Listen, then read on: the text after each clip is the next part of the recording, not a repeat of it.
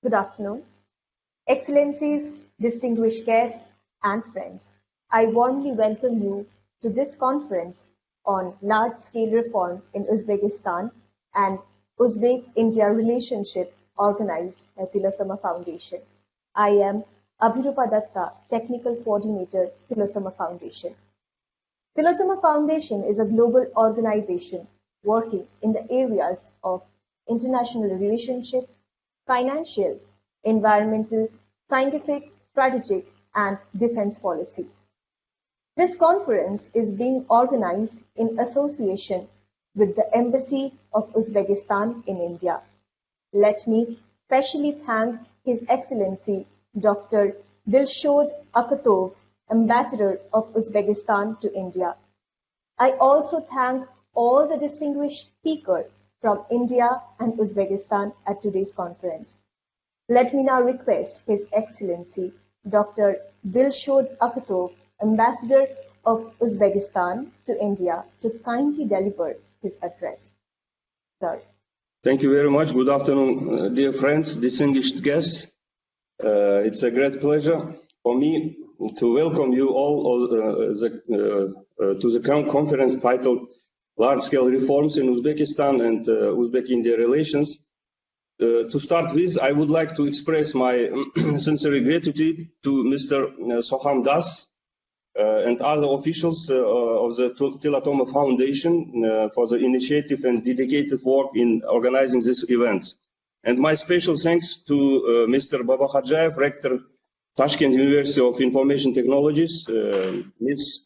Berdimuratova, Head of International Relations Department, the State Committee for Tourism Development of the Republic of Uzbekistan, Dr. Varshney, Head International Cooperation Division, Department of Science and Technology, Ms. Ghosh, Counsellor Political, Embassy of India in Uzbekistan, Dr. Roy, Head West Asia Center, MP-IDSA, Professor Sultanova, University of World Economy and Diplomacy in Tashkent, Mr. Ayupov, Deputy Director of the IT Park of Uzbekistan, and Mr. Muminov, doctoral candidate, University of World Economy and Diplomacy. It gives me great pleasure seeing all of you here and having a chance to exchange opinions on Uzbek-India relations and large-scale reforms that have been adopted in Uzbekistan in almost all spheres of our life. I'm confident that such discussions and joint events will serve to further develop people-to-people ties and friendly relations between our countries, which in fact will open the way to the well-being and prosperous life of our people. Given the importance of the topics that will be discussed today, I once again welcome all of you to this informative event. Dear friends, today Uzbekistan has entered a qualitatively new stage in its development. The democratic transformations in our country have become irreversible and are being implemented according to the action strategy of Uzbekistan for 2017-2021, adopted on the initiative of the President, His Excellency Shavkat Mirziyoyev. Its concrete vital reforms are fully consonant with the Sustainable Development Goals. We have achieved significant results in pursuing an open, pragmatic and constructive foreign policy. The new course on strengthening political trust and mutual understanding in Central Asia, undertaken by the President of Uzbekistan, is being successfully implemented. Today, Uzbekistan is increasingly involved in international processes and has been confidently participating in the formation of global and regional agenda, and it is beginning to purposefully utilize its potential as a part of the multilateral structure of the global society. In the last 3 years, the UN General Assembly has adopted 3 resolutions at the initiative of Uzbekistan. These documents relate to strengthening of cooperation in Central Asian region, education and religious tolerance, and the development of tourism. All these resolutions are really crucial for Uzbekistan and are the and our region. Currently, a draft UN Convention on the Rights of Youth is being worked out. Relevance was emphasized once more by international participants of the Samarkand Forum Youth 2020, Global Solidarity, Sustainable Development and Human Rights in August this year. Another important initiative of Uzbekistan to resolve the Aral Sea crisis is already being successfully implemented. It's about the Multi-Partner Trust Fund, established under the auspices of the United Nations for Human Security for the Aral Sea region. To support the activities of the trust fund, $26.1 million funds have been attracted from donors. In general, by the end of this year, it's expected to mobilize concessional loan and grants funds in the amount of about $200 million. Today, Uzbekistan is significant player that shapes the dynamics and agenda of regional development, opening up to the world. Uzbekistan is forcing others to take a fresh look at Central Asia to maximize the potential of regional cooperation. The most remarkable example of this is the initiative of the President of Uzbekistan, His Excellency Shavkat Mirziyoyev, to hold consultative meetings of the leaders of the countries of Central Asia region. In the past, the leaders of the Central Asian countries used to meet each other only during bilateral meeting visits or summits within the CIS or SCO, as well as at other international venues. Now, consultative meetings have been providing a unique platform where the Central Asian countries independently or jointly discuss and develop ways to solve pressing regional problems. Another example is a border issue which have not been resolved for over 20 years and were a source of tension as well as a potential level of pressure and could become a bargaining chip in any moment. However, today the possibilities of playing out such such scenarios are minimized. The most important documents on the delimitation and demarcation of the state borders with Kyrgyzstan and Tajikistan were signed. In recent years, visa regimes have been simplifying, dozens of checkpoints have been opened and the borders with neighboring countries. As a result, the number of citizens crossing the Uzbek-Kyrgyz border every day has reached 30,000 and the Uzbek-Tajik border 20,000. In addition to border issues, another tense moment in relations with neighbors removed in progress in resolving water and energy problems, as well as the existing trade and economic potential of the region has been revealed from 2016 to 2019. Intra-regional trade more than doubled, exceeding $7 billion. Thus, the Central Asian countries have the opportunity to successfully develop the nearest markets and not be oriented to only non-regional trading partners. Our country continues to play an important role in consolidating in the efforts of the UN member states to put an end to the war in neighboring Afghanistan. In March 2018, Tashkent played host to a high-level international conference on Afghanistan. The declaration adopted there has become the roadmap for the ongoing inter-Afghan peace talks. Today, great opportunities for the region are opening up with the new policy towards Afghanistan. The stabilization of the situation in a neighboring country and the use of its transit and infrastructure potential can give a strong impetus to the development of interregional trade and the implementation of large-scale projects aimed at strengthening the interconnection of Central Asia and South Asia. The current economic crisis and the coronavirus pandemic are tolerated by Uzbekistan relatively more easily than other countries. According to the World Bank's forecasts, Uzbekistan is the only country in Central Asia, for example, in Eastern Europe, where GDP will not decline, but on the contrary will show growth of 1.5%. Compared to other Central Asian countries, Uzbekistan also has a more diversified overall structure of exports in terms of products and markets. Since 2016, the range of exports products has been steadily growing, and if compare it with earlier periods, for example, with 2010, then the number of goods supplied to foreign markets increased by almost 1.5 times. New sales markets are being actively developed. At the end of the last year, the volume of exports in monetary terms increased by 56% compared to 2016. Thus, the country is not strictly tied to one or two export destinations.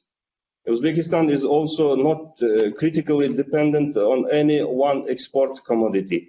Over the past 2 years, Uzbekistan has received sovereign ratings from the top 3 international rating agencies, Fitch, Standard & Poor's, and Moody's. This suggests that the state is ready to fulfill its financial obligations in a timely manner in full.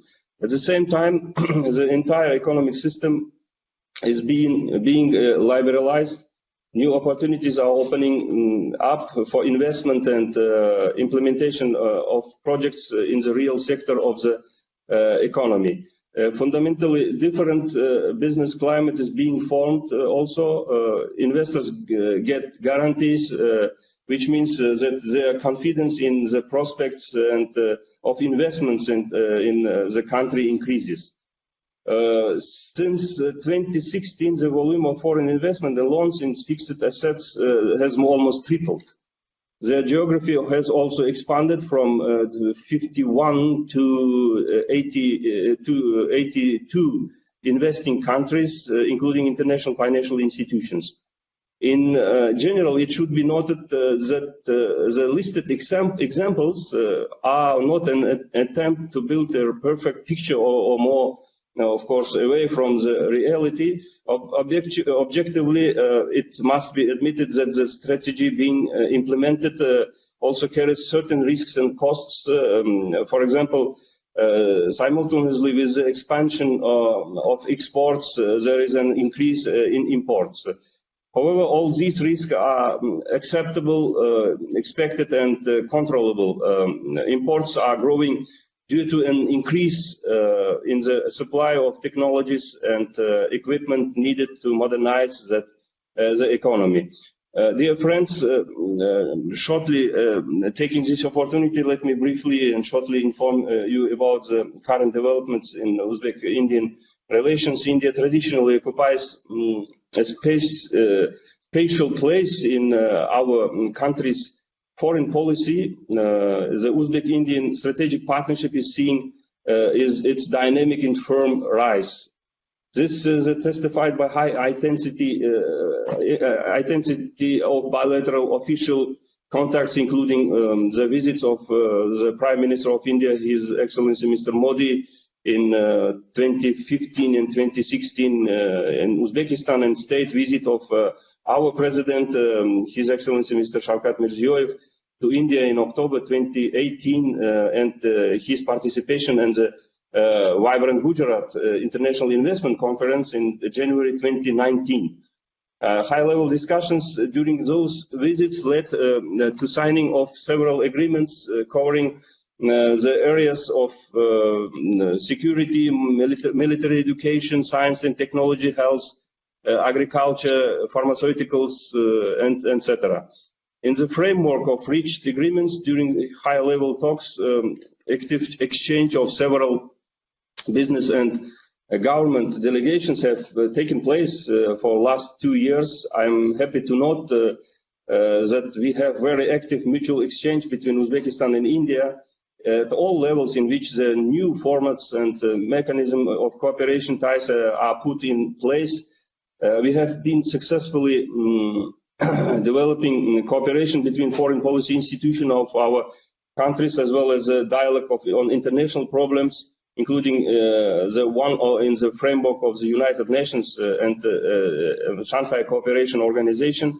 The first meeting of national committees to monitor implementation of mutually agreed projects between India and Uzbekistan has been conducted successfully on 24th August of this year.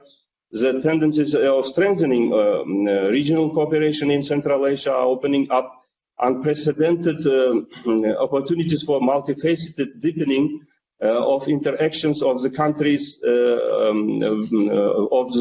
of our region with India, establishment of the ministerial dialogue India-Central Asia with participation of Afghanistan, the first session of which took place in January 2019 in Samarkand, became a notable event. In fact, a news page was opened up in the relations of India with the states of our region. Now, recently, on 28th of October, the second session of dialogue has taken place in online format and formally hosted by Indian side. The ministers of Central Asian countries and India discussed current issues of further strengthening relations in political, trade, economic, investment, transport, communication, tourism, cultural, humanitarian, environmental, and other areas. The importance of cooperation between law enforcement agencies of the parties, coordination of efforts in the fight against cross-border challenges and threats in order to preserve peace and stability in the region was noted. The Uzbek side proposed to organize regular expert meetings to identify key regional issues. Foreign ministers welcomed to the results of the second India Central Asia Business Council meeting held on the same day. In terms of recent developments in economic cooperation, I would like to note also the visit of the Chief Minister of Gujarat, leading a large business delegation to Uzbekistan in October 2019, and the return visit by a large delegation of Uzbekistan headed by Mr. Akhatov Ikramov, chairman of the Chamber of Commerce and Industry of Uzbekistan, to India in end November 2019.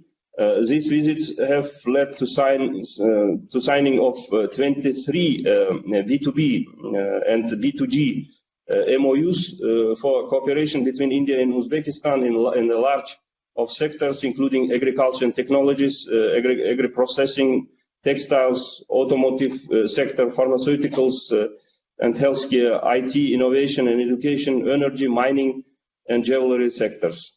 It should be noted that the economic and trade potential of our countries is not fully used. Uzbekistan and India need to intensify efforts to develop concrete measures to increase the volume of mutual trade through a qualitative improvement of the structure of bilateral trade, harmonization and optimization of import and export procedures.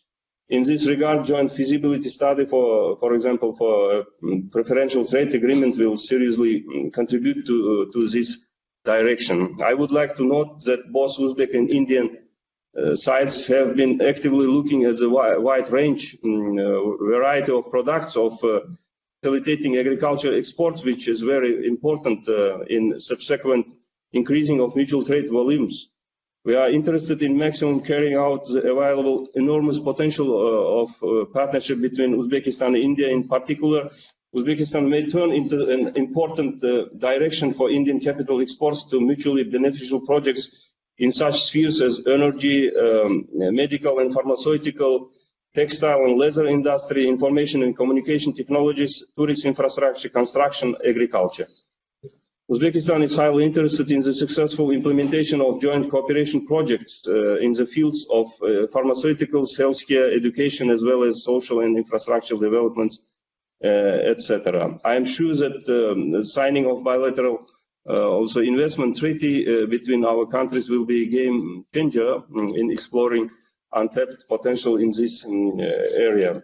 We are interested in the implementation of joint projects in the framework of the Digital Uzbekistan 2030 program, as well as in IT parks in our country. Particular practical interest for us is attracting Indian advanced technologies of digitalization to the electronic outsourcing services in such sectors in our country as labor and employment, local self-government, pharmacy, electricity, manufacturing of cereal products, etc. Dear friends, at the end of my speech, once more, I extend my sincere gratitude to Tillotoma Foundation for organizing such important virtual meeting with you today. This must be noted that today we have students of University of World Economy and Diplomacy, my alma mater, with us. It's great to hear that they are ready to share their ideas and knowledge about India and Uzbek-Indian relations. I believe that this practice will certainly help increase their self-confidence when participating in international forums and help them become professional diplomats in the future. Thank you very much for your attention. Thank you. Definitely. Thank you so much, Your Excellency, Ambassador Dilshod Akhatov, for your address. We are looking forward to a vibrant and productive conference ahead. May I now request Ms. Shilpa Ghosh, Counsellor for Political Affairs, Embassy of India in Uzbekistan, to enlighten us.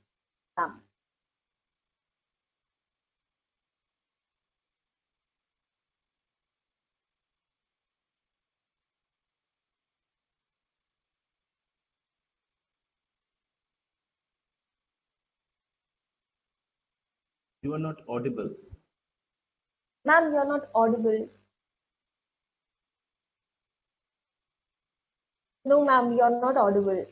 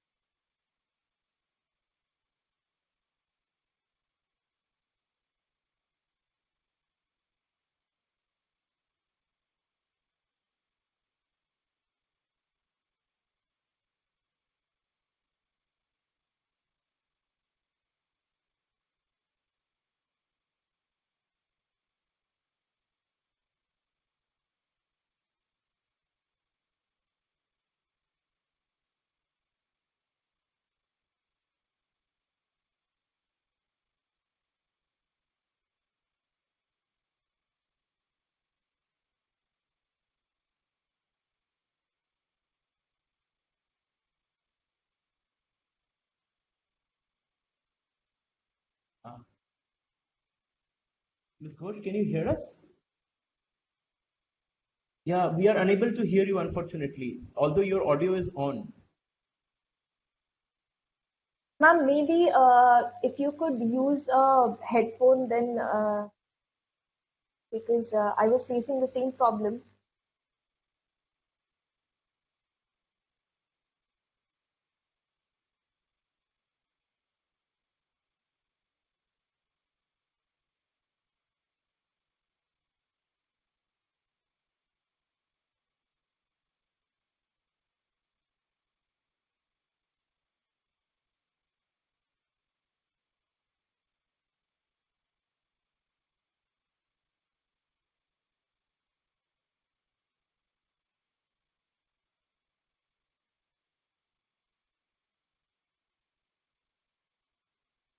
Sure, sure. Yes, ma'am.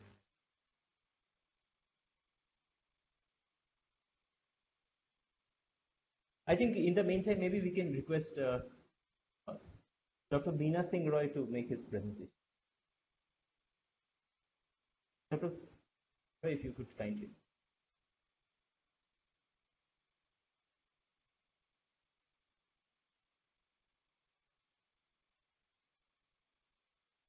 I thought we need. Good evening. Am I audible? Yes, ma'am, you are. I would just request that since we have the our Uzbek friends on the other side, let them speak first and then the Indians can speak. That would be a better way of, at least we need to give them that opportunity. You could request our Uzbek friends to speak first. I think that should be done since we are the host. I have no issue, I can speak. If the students are there, maybe one of the students can. Miss Datta, can you please call one of the students? Sure. Firoz is there. I can see him online.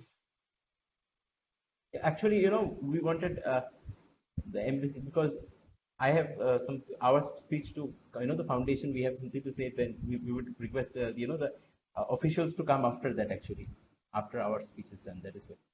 Because do you want me to speak first? Yes, that would be very nice if you could kindly speak. Okay. No, I have to speak, so that's not a problem. I thought, it would be better to give the floor to the our. I understand. I said absolutely. Yeah, that's the only reason I thought it would be. Anyways, I think, am I audible to everybody now? Is it okay? Yes, it's working. Good evening, Excellency.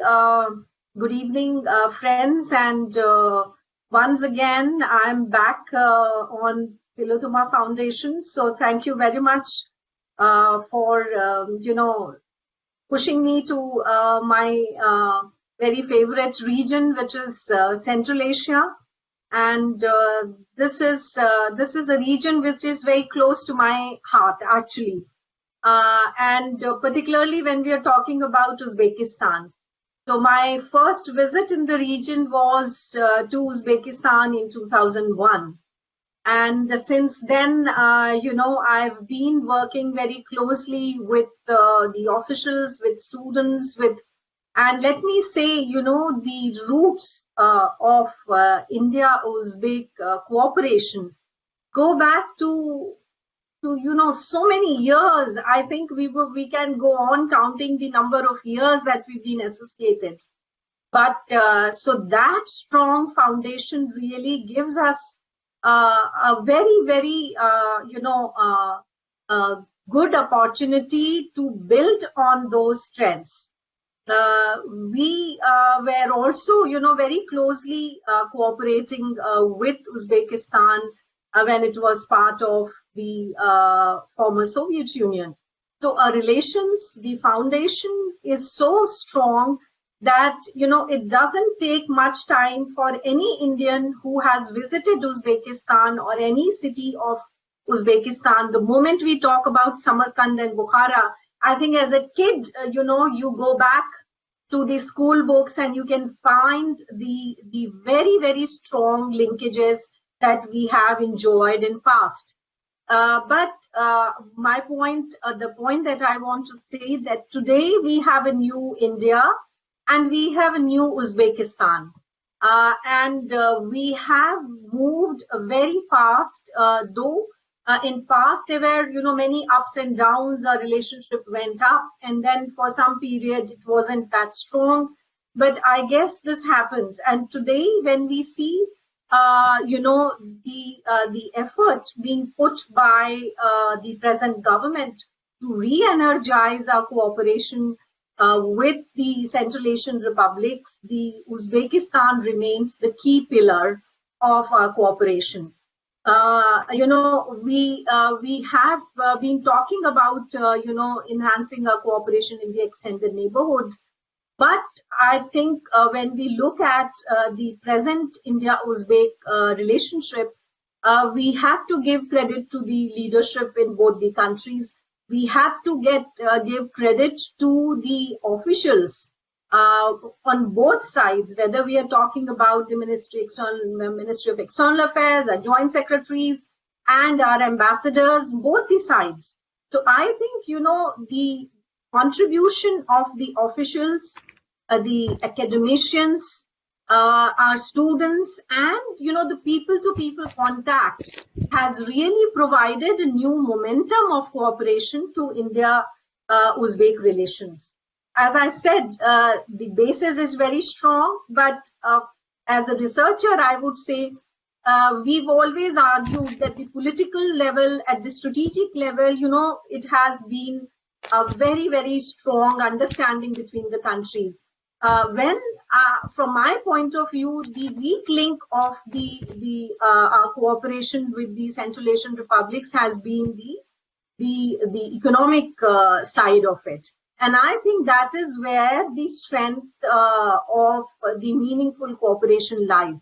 And in past, if we look at the new Uzbekistan, as I said, the coming of President Shavkat Mirziyoyev has given the new energy to not only the regional, cooperation, the new dynamics which is unfolding in the region, but also to India-Uzbek cooperation. If you see the visits of high-level visits, the ministerial visits, I think there is a new momentum that you can see.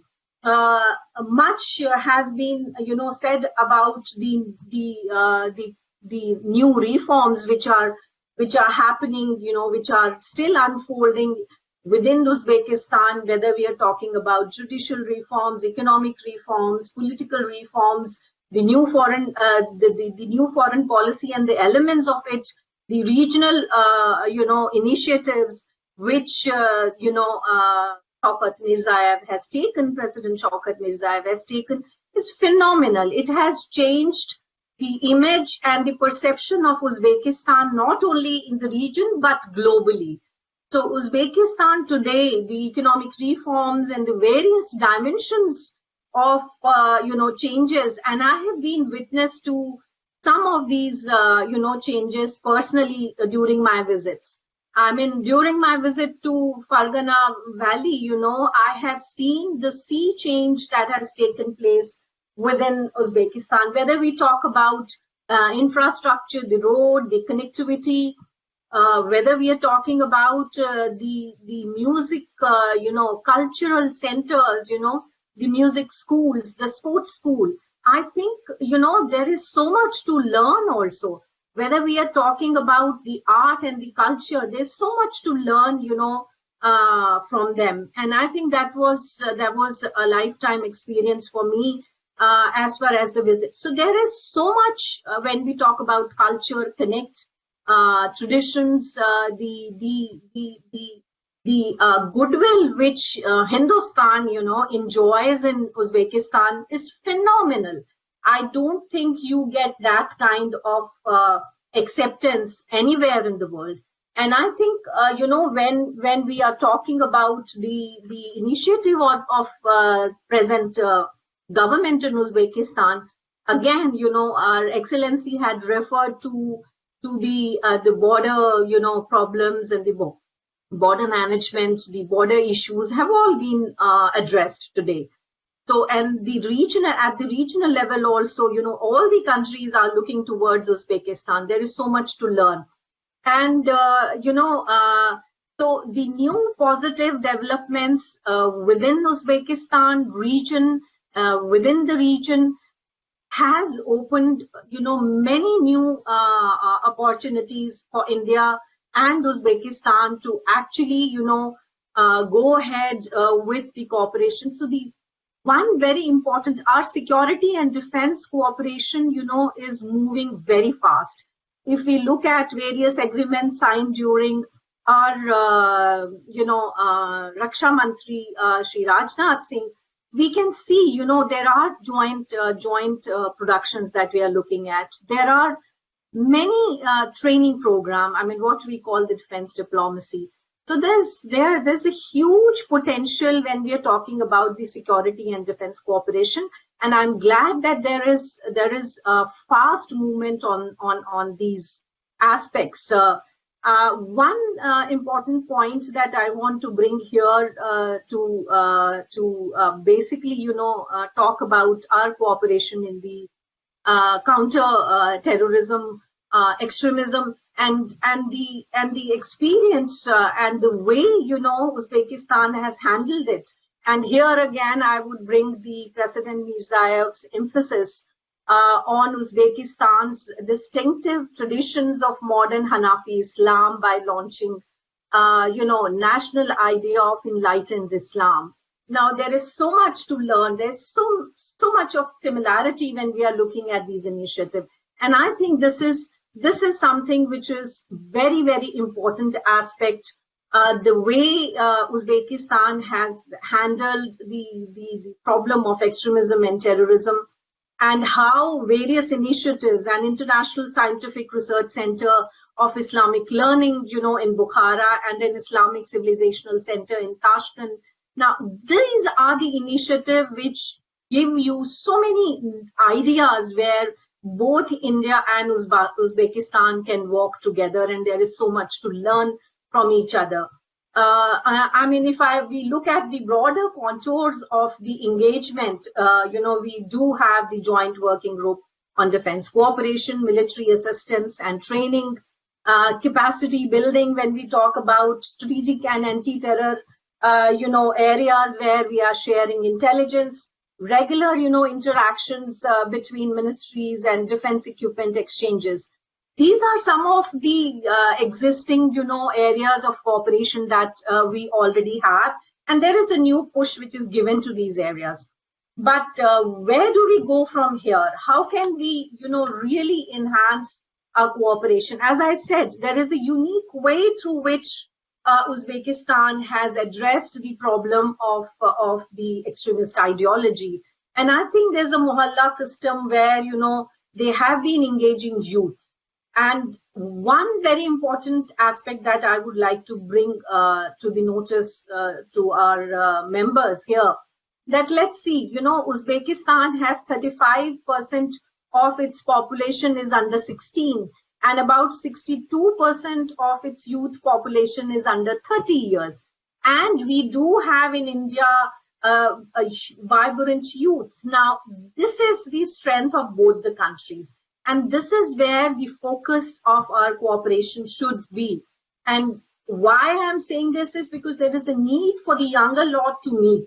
There is need for the younger people to work together, whether we are talking about the training programs, where we are talking about, creating institutions, whether we are talking about, joint ventures with the youth and the new engineers, the architects. There is so much to learn from the construction, the old constructions, the historical monuments that we have. So there's so much, for us to work together. And let me give one more example of the musical, schools, the schools of music and sports.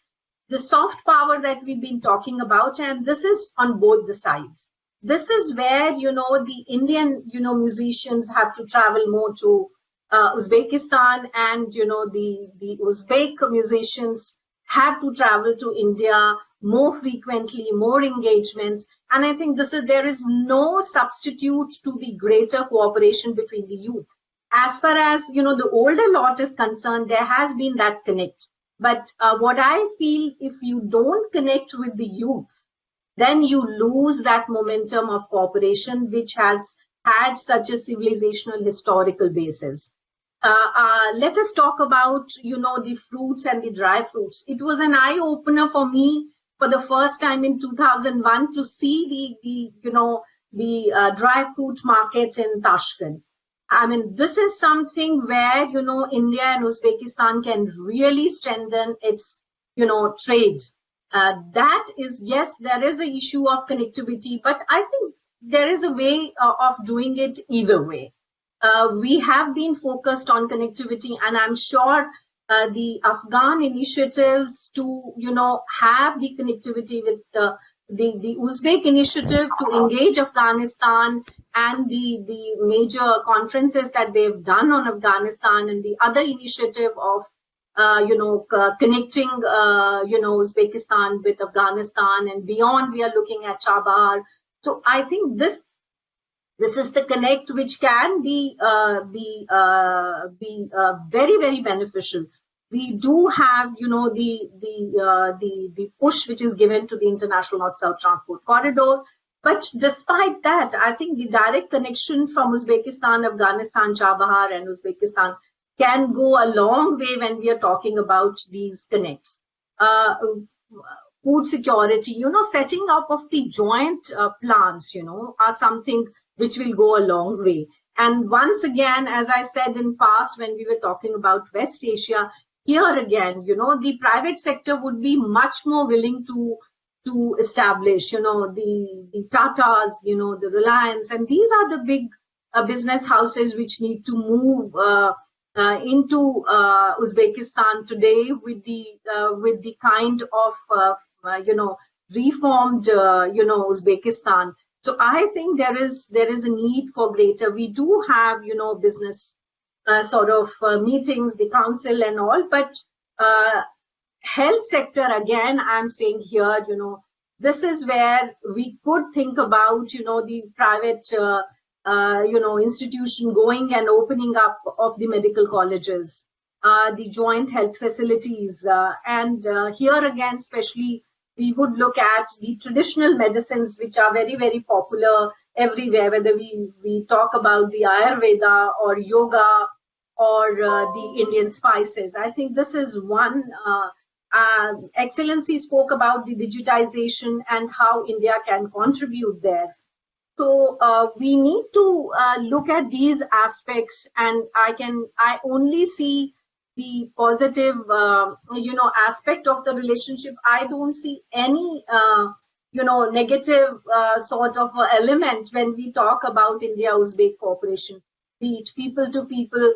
There is so much of acceptance on both the sides, but I think we haven't been able to achieve and get the benefit of the potential which really exists. And one important, just 2 points, and I think I'll conclude. The one is the trilateral and the quadrilateral cooperation that we can think about. It could be India, Uzbek, Afghan. It could be India and the other Central Asian countries. There is already, an initiative taken by us when we talk about the foreign ministers meet. That is one forum. So we've walked from Connect Central Asia. We've already, moved to the higher levels of cooperation that we are looking at. I think the joint ventures in the hospitality sector would go a long way. Because unless there is, it is generally said out of sight, out of mind. So this is not something which we can ignore. There's huge potential. There's the recent, and disaster management. The school level, even in the school level, we can, work a lot. So I think I'll stop here, and I can see Ms. Sipra Ghosh now. Maybe on the ground she can. Probably she has addressed the technical aspect of it. And I stop here, and I'm willing to take more questions. One more aspect before I leave is the regional dimension, where we can think about, the annual strategic dialogue. And when I'm talking about the annual strategic dialogue, I'm talking about one between the Central Asia and India. And I'm talking about one where we can bring in the countries from West Asia, where there is a connect, as we say, the greater Middle East. So I think, this connect can start with maybe one, small roundtable, whether it is through webinar or what. We have the Shanghai Cooperation Organization, to work in the regional aspect. But I think the initiative can be taken by the regional countries and India. We already have a foreign ministers conference that is there, but I'm saying, even at the track 2 level where the think tankers, the academicians, and maybe more chairs we can create, not in the just in the cities like Delhi and Kolkata, but I think it could be smaller cities like Chandigarh and other smaller countries where people know about Samarkand and Bukhara, but nobody knows beyond that. So I think the outreach has to be more than what it is today. And the last point I want to say is that there need to be the vibrant Gujarat is one example. So the connect, for example, between say Samarkand and one of the states in India, that could be, we are already doing this kind of an arrangement with the Israeli government. So I think that regional connect can also play a very important role. I think I'll stop here, and I hope I fill that gap. Thank you. Thank you so much, Dr. Meena Singh Roy, ma'am, for your detailed presentation and sharing your experience in Uzbekistan. We will definitely hear from Shilpa ma'am, but before that, let me request all the subsequent speakers to kindly check your audio once. Please, if you could turn on your audio so that we can. Hi, Abhirupa. Can you listen to me? Yes, sir. Thank you so much, sir.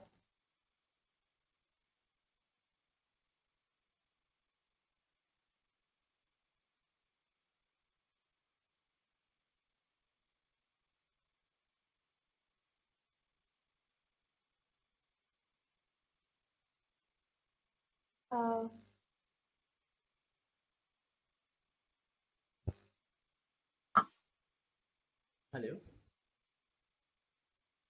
Ms. Ghosh, we cannot still hear you, unfortunately. Can you please try once again? Hello. Okay.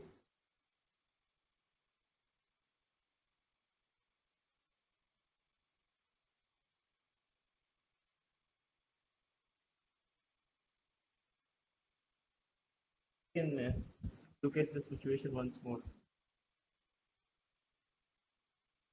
Is your audio being used by any other device or any other app on the laptop?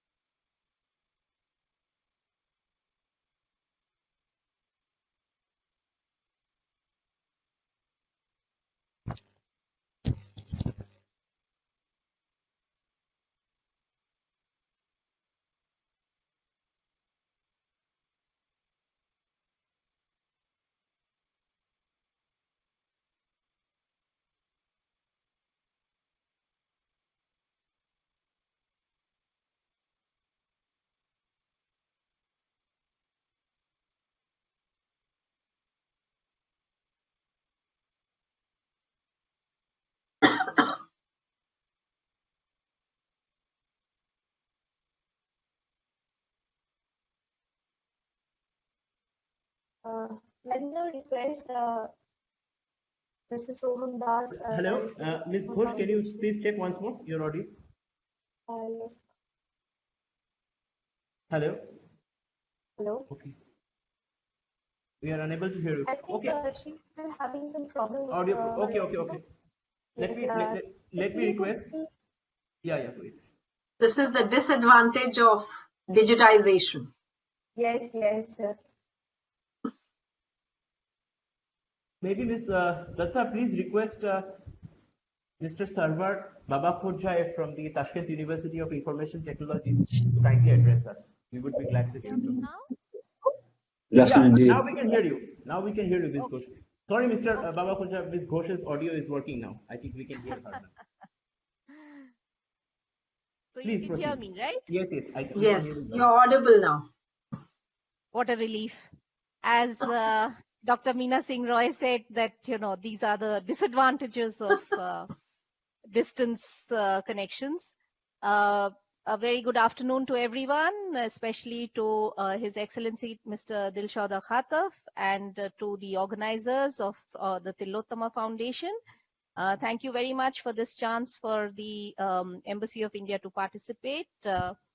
Our ambassador, Mr. Manish Prabhat, could not join because our bilateral relations are very, very active, and he is having to attend another function, another event at the World Languages University.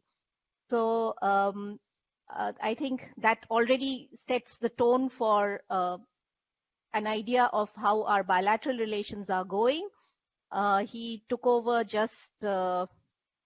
he arrived just in September, and within a week of completing his quarantine period of 14 days, along with 6 other ambassadors, he was invited to present his credentials to His Excellency, the President of Uzbekistan, Mr. Shavkat Mirziyoyev.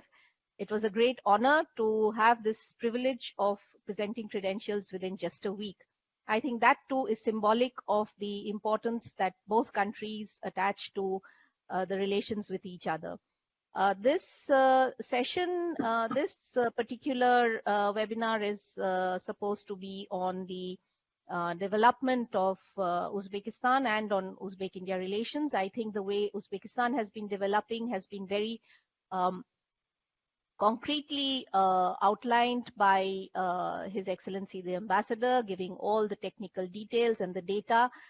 But sitting here in Uzbekistan, in Tashkent, let me give a slightly different perspective, that of the feeling one gets, what one reads without quoting data.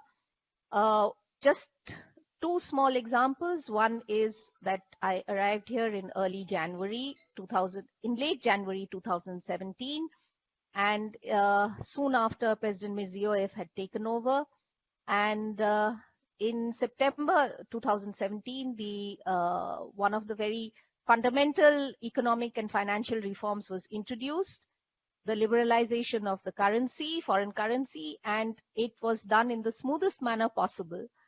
So despite speculation and some concerns about possible upheavals, there was nothing of the kind. And it just also testified to President Mirziyoyev's conviction in going ahead and implementing such reforms, which I think the entire community, world community agrees was very necessary. He took over in late 2016 and introduced an development action strategy, a 5-year strategy, where each year was dedicated to one particular aspect, and it also had 5 different areas for reforms. We on the ground here can see that happening. And on the financial side, another important thing is from the September 2017 liberalization of the currency, we had the listing of bonds on of the International Financial Cooperation issuing its inaugural bond in Uzbek soms in May 2018. Of 80 billion soms, equivalent to about $10 million US. And right now, we read about Uzbek Gidroenergo, which is expecting to list its bonds soon on the London Stock Exchange. So I think that's a huge leap from where Uzbekistan was some years ago. We are all aware, and I won't repeat the things that have already been said about the investments that Uzbekistan is attracting and proposing to attract. From India, there is a commitment for a $50 million investment in a pharmaceuticals factory in Anzijan, a result of the visit by the Chief Minister of Gujarat, which was mentioned by the ambassador. Due to the technical glitches and my trying to solve things, I missed part of his initial remarks. I also missed a lot of what Dr. Meena Singh Roy said. So forgive me if some of it is repetitive. But on the reform side, there have been improvements in radical changes in many areas and a focused commitment from the top on rooting out corruption. Uzbekistan was recently elected to the Human Rights Council, which is again testimony to the reforms that have been brought about in eradicating forced and child labor. They are also the rights of youth, the resolution that has been tabled by Uzbekistan in the UN that was already mentioned, and how and the initiative of and the words of President Mirziyoyev at the 75th UNGA on stressing on interreligious tolerance and interethnic harmony. Our ambassador recently called on the Speaker of the Uzbek Parliament, and here I think India has something certainly to learn from Uzbekistan. They have a 32% participation of women. There are 32% women parliamentarians in the parliament in Uzbekistan. We stand at 14%. I think this is one area where we really need to catch up with Uzbekistan. Cleanliness also probably not a very high profile area, but I think this is something where India again can learn from Uzbekistan. We are partners in development, and the Deputy Prime Minister of Uzbekistan had been present in October 2018 at the closing event of the Mahatma Gandhi Sanitation Week at the invitation of our Prime Minister. So I think these are areas which are not high profile, but probably they contribute to the basics in the development and progress of a nation. Child rights, women's rights, voice for the youth, and cleanliness and sanitation. India has provided a initially a $200 million line of credit with the possibility of it going up to $1 billion. It has already been decided. 4 projects have been selected worth $448 million in the areas of sanitation, road construction, and equipping schools with computers, etc. So we have a very wide-ranging cooperation with Uzbekistan, and we are its partner in development. We are in many ways countries with very similar cultures and similar ways of thinking. So it is probably a very, very close-knit relationship where both countries can benefit from each other. Dr. Meena Singh Roy had mentioned Chabahar. We are looking at a 3-way, the possibilities of holding a 3-way meeting to discuss forward, because as we all know, we are right now in a digital mode, not due to lack of other forms of connectivity, which are certainly there, but because of the COVID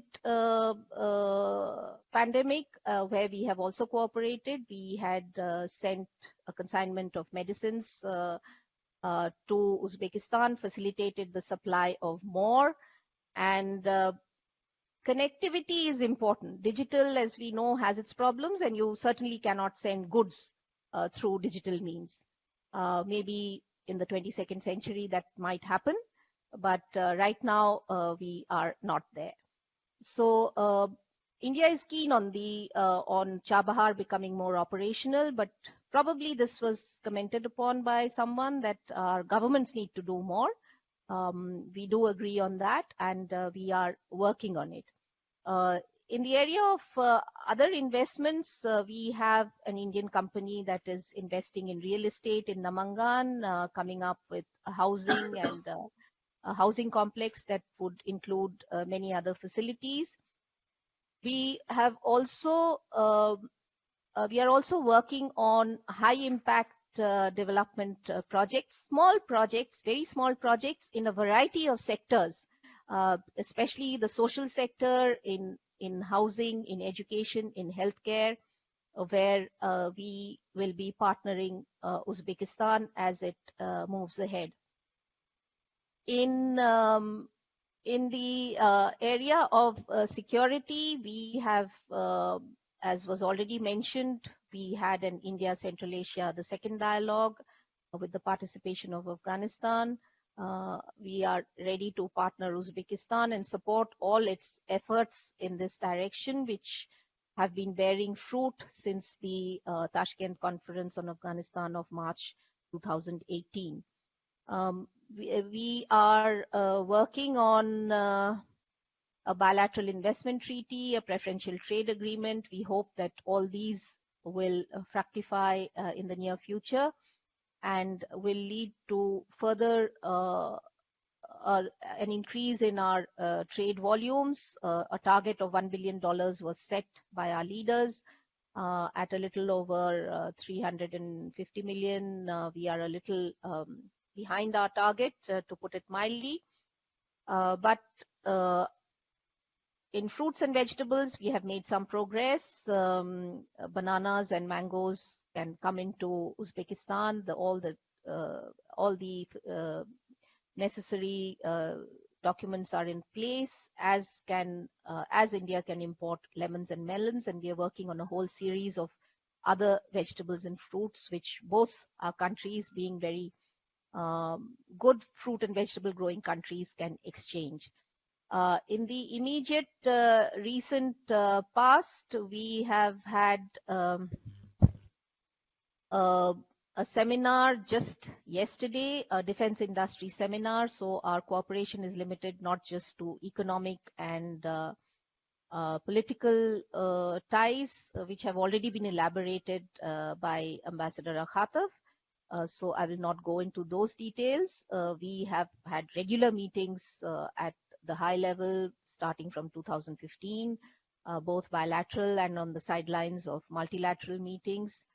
The latest of which was in September in 2010, when our External Affairs Minister met Foreign Minister Kamilov on the sidelines of the SCO Foreign Ministers meeting, to talk a bit about the defense and security aspect, which also has an economic dimension to it. Just yesterday, we had a defense industry seminar. We have offered a $40 million line of credit for the defense and security agencies. So this was to discuss what India has on offer.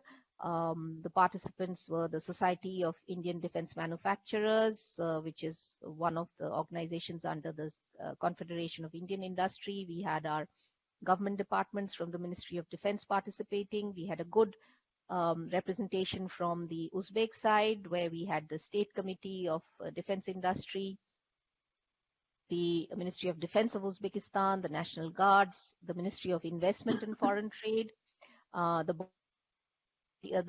Border Guards, the Ministry of Internal Affairs, the National Security Service. So the interest on both sides was clear, and we are hoping that this will set the tone for some concrete exchanges to happen. As was mentioned, information technology is an area where India has a lot of expertise. The inauguration of another IT park was done just on 11th of November, where our expert from the Software Technology Parks of India, who has been deputed to the government of Uzbekistan, it was set up with his help and his advice. And so we can see that we are collaborating and moving ahead in many areas. All this has been activated just over the past few years with the visits already mentioned of our Prime Minister to Uzbekistan in 2015 and 16, and of the President of Uzbekistan in 2018 and 19. And last but not the least is our collaboration in the area of culture, which is something that has bound us for centuries, along with the trade route, the silk trade route.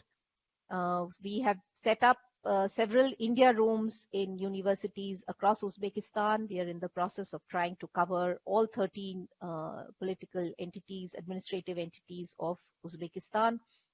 Despite the recent pandemic, which sort of put a dampener on all kinds of gatherings, meetings, congregations, schools, universities, classrooms, even a lot of offices. Our cultural center in Uzbekistan, named after Lal Bahadur Shastri, continued with online classes, which were very popular with the students. And of course, we still have students going on scholarships to India under the in ICCR scholarships. We have ITech students who are now attending online courses. For the ICCR students, our universities are having special classes online, along with the fact that some of them have not reopened. So anyway, their classes are online. Under the ITech, under the highly popular ITech program, we have done several country-specific programs, study courses for Uzbekistan to satisfy their specific needs. And Indian culture, of course, remains as popular as ever as it used to. We just had very muted celebrations of the 25th anniversary of the Indian Cultural Center. The president of ICCR was expected to be here for the event, but because of the pandemic conditions, the quarantine requirements, etc., the visit did not take place. Here, I think just to round off, I would like to say that the developments in Uzbekistan are, and the way the reforms have been taking place is quite amazing. Although it will certainly take time for the real results to be visible on the ground in many areas, but the attention being paid to gender issues is also very, very heartening, an area where in India we are very vocal, although conditions on the ground may not reflect any results from that vocal kind of activism. But just to again give a small example of how Uzbekistan is now venturing out into many areas which were earlier not a priority for them. We have the chairperson of the Senate, Madam Tanzila Narbayeva, who is a very active person in many areas. And just now coinciding with the timing of this webinar is another one which is being done in collaboration with the United Nations. It is on children's right to education, relevance, continuity, and innovation in a pandemic. And we had the speaker when I had to move over to our webinar, the Madam Mirzioeva, who's the head of the Board of Trustees of the International Public Fund Zamin, speaking about the rights of children. So the civil society in Uzbekistan is also receiving a lot of encouragement, and that is very heartening for those of us who being in government feel that the government needs to move ahead hand in hand with civil society. And in conclusion, I would just like to say that for me personally, to be here in Uzbekistan and to see the reforms taking place in a society that is very, very similar to India, both positives and its negatives. And same way as I wish my country well in many areas where we have a lot of work to do, I would like to wish Uzbekistan as well, and hope that we are both able to partner each other, learn from each other, and move ahead. Thank you. Thank you so much, Ms. Shilpa Ghosh, for your presentation. We are glad to have you among us. Let me now request Mr. Soham Das, Director, Tillotoma Foundation, to kindly address the meeting. Sir.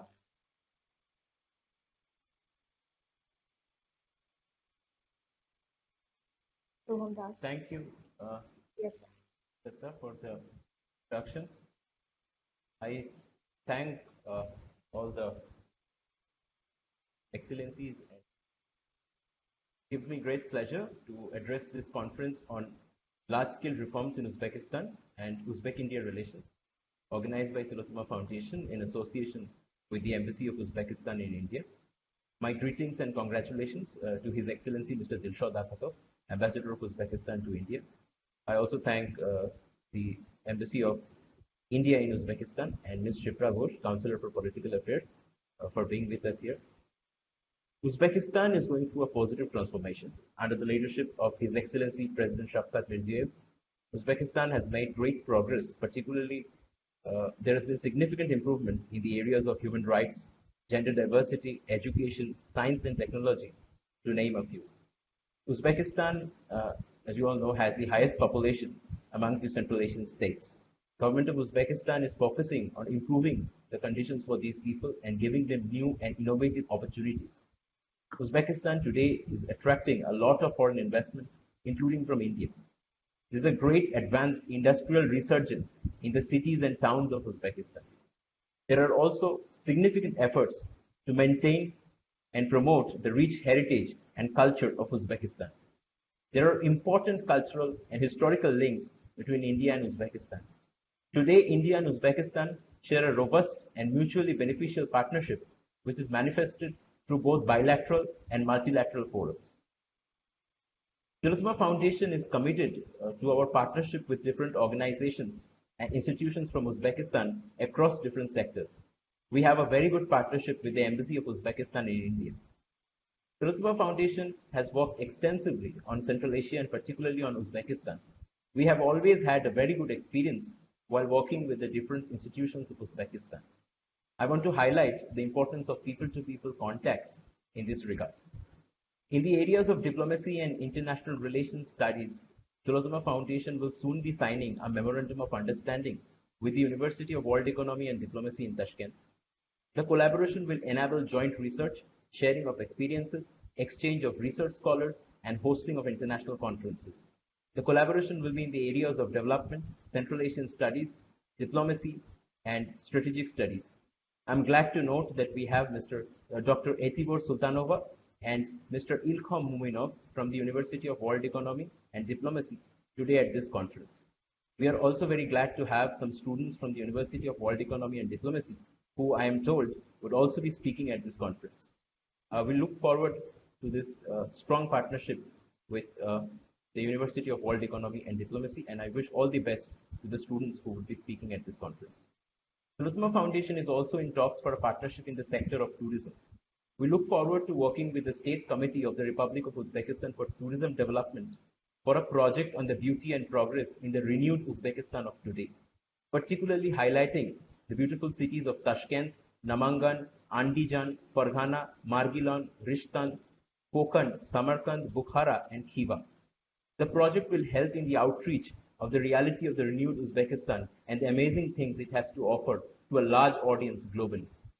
We have Mrs. Nadira Berdimuratova, Head of International Relations Department, the State Committee of the Republic of Uzbekistan for Tourism Development, among us at this conference. We also propose to organize a joint conference on the tourism development and potential of Uzbekistan. In the areas of information technology, Tillotoma Foundation would be glad to collaborate with the Tashkent University of Information Technology and the IT Park Uzbekistan. Tillotoma Foundation is organizing the Global Cyber Conclave titled C3D Cybersphere Data Digital Diplomacy in December 2020. I invite the Tashkent University of Information Technologies and the IT Park Uzbekistan to participate in this conclave. We are glad to have Mr. Sarvar Babakhodjaev, Rector of the Tashkent University of Information Technologies, and Mr. Bakhodir Ayupov, Deputy Director of the IT Park Uzbekistan. I am glad to have both of you here, and I think we can discuss areas of cooperation because Uzbekistan and India both have huge potential in the areas of information technology, and there exists a huge collaboration between the two countries in this area. I think the Department of Science and Technology of the Government of India will play a crucial role in such scientific and technical collaborations. I am glad to note that Dr. Sanjeev Kumar Varshney, Head of International Cooperation Division, Department of Science and Technology, Government of India, is here with us and look forward to hearing from him soon. Let me also thank both the embassies for their participation and support. I thank you all once again and look forward to hearing from all the distinguished speakers. Thank you so much, Mr. Soham Das, for your address. Let me now request Mr. Sarvar Babakhodjaev, Rector, Tashkent University of Information and Technology, to share his speech with us. Good afternoon, dear ladies and gentlemen. I'm very honored today to participate in this conference. I would like to express my sincere appreciation for the possibility to have such a valuable conference with the participation of our Indian partners, because the IT sphere education is taking on stage, and we are also looking for the possibilities to further develop this type of cooperation. Let me give a small presentation on the professional education here in Uzbekistan, with examples of our own university as well as the cooperation we are having with our Indian partners these days. Mentioned before by many speakers in this conference, I'd like to say that a number of reforms is taking place here in Uzbekistan, especially in the education sector, and special attention is given to the development of IT education here as well. As said by our president, Shavkat Mirziyoyev, in order to achieve sustainable development, we must deeply learn digital knowledge and information technology that will give us the opportunity to go along with the shortest path to fiscal progress. In today's world, digital technology is playing a crucial role in almost all areas. If we are looking at the education sector here in Uzbekistan, overall coordination of the education processes are done by the cabinet of ministers, who are responsible for the overall policymaking and coordination, as well as sectorial policymaking and implementation. On the other side, we have two ministers. Firstly, the Minister of Higher and secondly, Special Education, who is overseeing the activities of 7 major universities who are responsible for the IT education. Namely, these are the National University of Uzbekistan, one in Namangan State University, Bukhara State University, Tashkent State Technical University, Tashkent State Transportation University, Tashkent State University of Economics, and Antijan Institute of Transportation. On the other side, we have the Ministry of Information and Technology Communication, who are running the operation of 3 universities. We are under the Ministry of IDSA. As well, there are 2 other universities on the who can be considered on the partnership basis universities, and one of them, just like good honor, is coming from our Indian partners, the University of Amity. The other university is the Ina University, who are running the program with our Korean partners. Let me give a brief glance on the our own university. We are having the main operation in Tashkent, whereas we have 5 branches operating in many different areas in Uzbekistan, such as Samarkand, Kashi, Urgench, Nuques, and Fergana. Actually, today I'm taking part in this conference in Urgench. Glad that just like you, the development of IT now allows us to participate in such type of conferences, regardless of your physical locations. If you're looking at our university, we are running 1 double degree program with our Belarusian partners, with the Belarusian State University of Information Technology and Radio Electronics. Overall, the university provides 34 total degrees and majors. On a yearly basis, if we are making overall just like consideration, we have more than 20,000 applicants who would like to become our students. Today, if we are looking at our main Tashkent University with all the other branches, we are providing the IT education for more than 17,000 students, and this is done by our almost 1,000 staff team. The overall ratio of students to professors would be 14:1. And now, let me just like give rather numbers of the facts and figures. A very important aspect for running our university would be the scientific potential of the university staff. within the short period of time from 2018, within 2 years up to now, we could increase its budget from 30% to 40%. And just like we are actively looking for the possibilities to working with our foreign professors, within 2 years we could increase the number to 30, starting from 12. Yeah. If we are looking at the international cooperation, we should say that nowadays the university is cooperating with 26 partner countries, 47 partner universities, 24 partner companies and institutions, as well as 8 partner and scientific research centers. We've been one of the first universities here in Uzbekistan who introduced the European Credit Transfer and Accumulation System, which would give us the opportunity to further integrate the education process here in Uzbekistan with the other universities as well. As of today, we introduced system as well on bachelor and master's degree, and we are now trying to use the same system on the PhD degree programs as well. If we are looking at our share of subject groups in our curriculum, we could say that 41% of the subjects taught at the university would be basically related on the specialization subjects, whereas 30% of them would be on general professional subjects, as well as maths would comprise only 10%. We are looking and paying a special attention to cooperation with the international academies. As of today, we are actively working now with several of them, one being Oracle, which been established in 2018. We are having good relations with our Cisco partners, whom we're working with 2012, as well as Huawei and Bain Academy, who we started the cooperation in 2018. Yeah, this year we are planning to start the cooperation with the Fortinet Network Security Academy, and the launch of this academy is planned for the December of this year. Now let me give a small information on our cooperation with our Indian partners. In 2004, there was a memorandum of understanding signed with the government of Pakistan and the government of the Republic of India, which led to the creation and the opening of Uzbekistan Indian Center for Information Technologies in 2006. Our main partner for this center would be the Center for Development of Advanced Computing.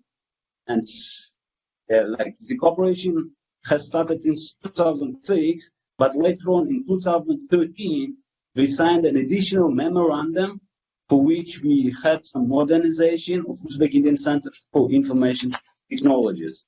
If we are analyzing the activities of this center, within a short period of time, we already have more than 30,000 alumni, whereas just like 4,000 of them would represent the university students, but most of them would be coming from the public servant sector. University runs this joint center with the help of the 2 PC labs and lecture rooms specially assigned for this purpose within the university. From the beginning, some book donation and some book purchases were done, and more than copies of books are now used in this Uzbek Indian Center for ICT. We are looking for further opportunities to just like enlarge the cooperation with the Indian companies, Indian universities, Indian just like organization, and there will be several proposals for those who are interested. One being the organization of short and long-term internship for students and faculty of university in Indian IT companies. We already mentioned, some of you mentioned about the IT part. With the help of IT part, we're also looking for the enhancing this type of relationship. Now we're working for the opening of different faculty laboratories at our university, and that could become the branch of the Indian IT industry representative. We're also looking for the establishment of the university participation in projects, especially those who are just like based on basic and applied sciences funded by our Indian IT companies. As well, very important, just like area for cooperation for us would be the commercialization of innovation solutions of our students and just like formation of startups, the participation of Indian IT and venture companies, establishment of the practice of dispatching our PhD students to Indian IT companies for their research. And lastly, we will be very just like glad to start the establishment of so-called innovation platform. The IT companies of India to use the knowledge resources of companies just like to further just like develop the cooperation and just like research and development. That was a very short presentation considering the time limit given for the speech. I'm more than sure that the cooperation between Uzbek and Indian just like sites are now being on a very positive level, and the pace of development would depend on our active involvement in this type of cooperation. On the university side, I can just like say that, like as always, Tashkent University of Information Technologies will always be glad and welcome the Uzbek-Indian cooperation. Thank you very much for your attention. If there would be any questions, I would be glad to answer them all. Thank you.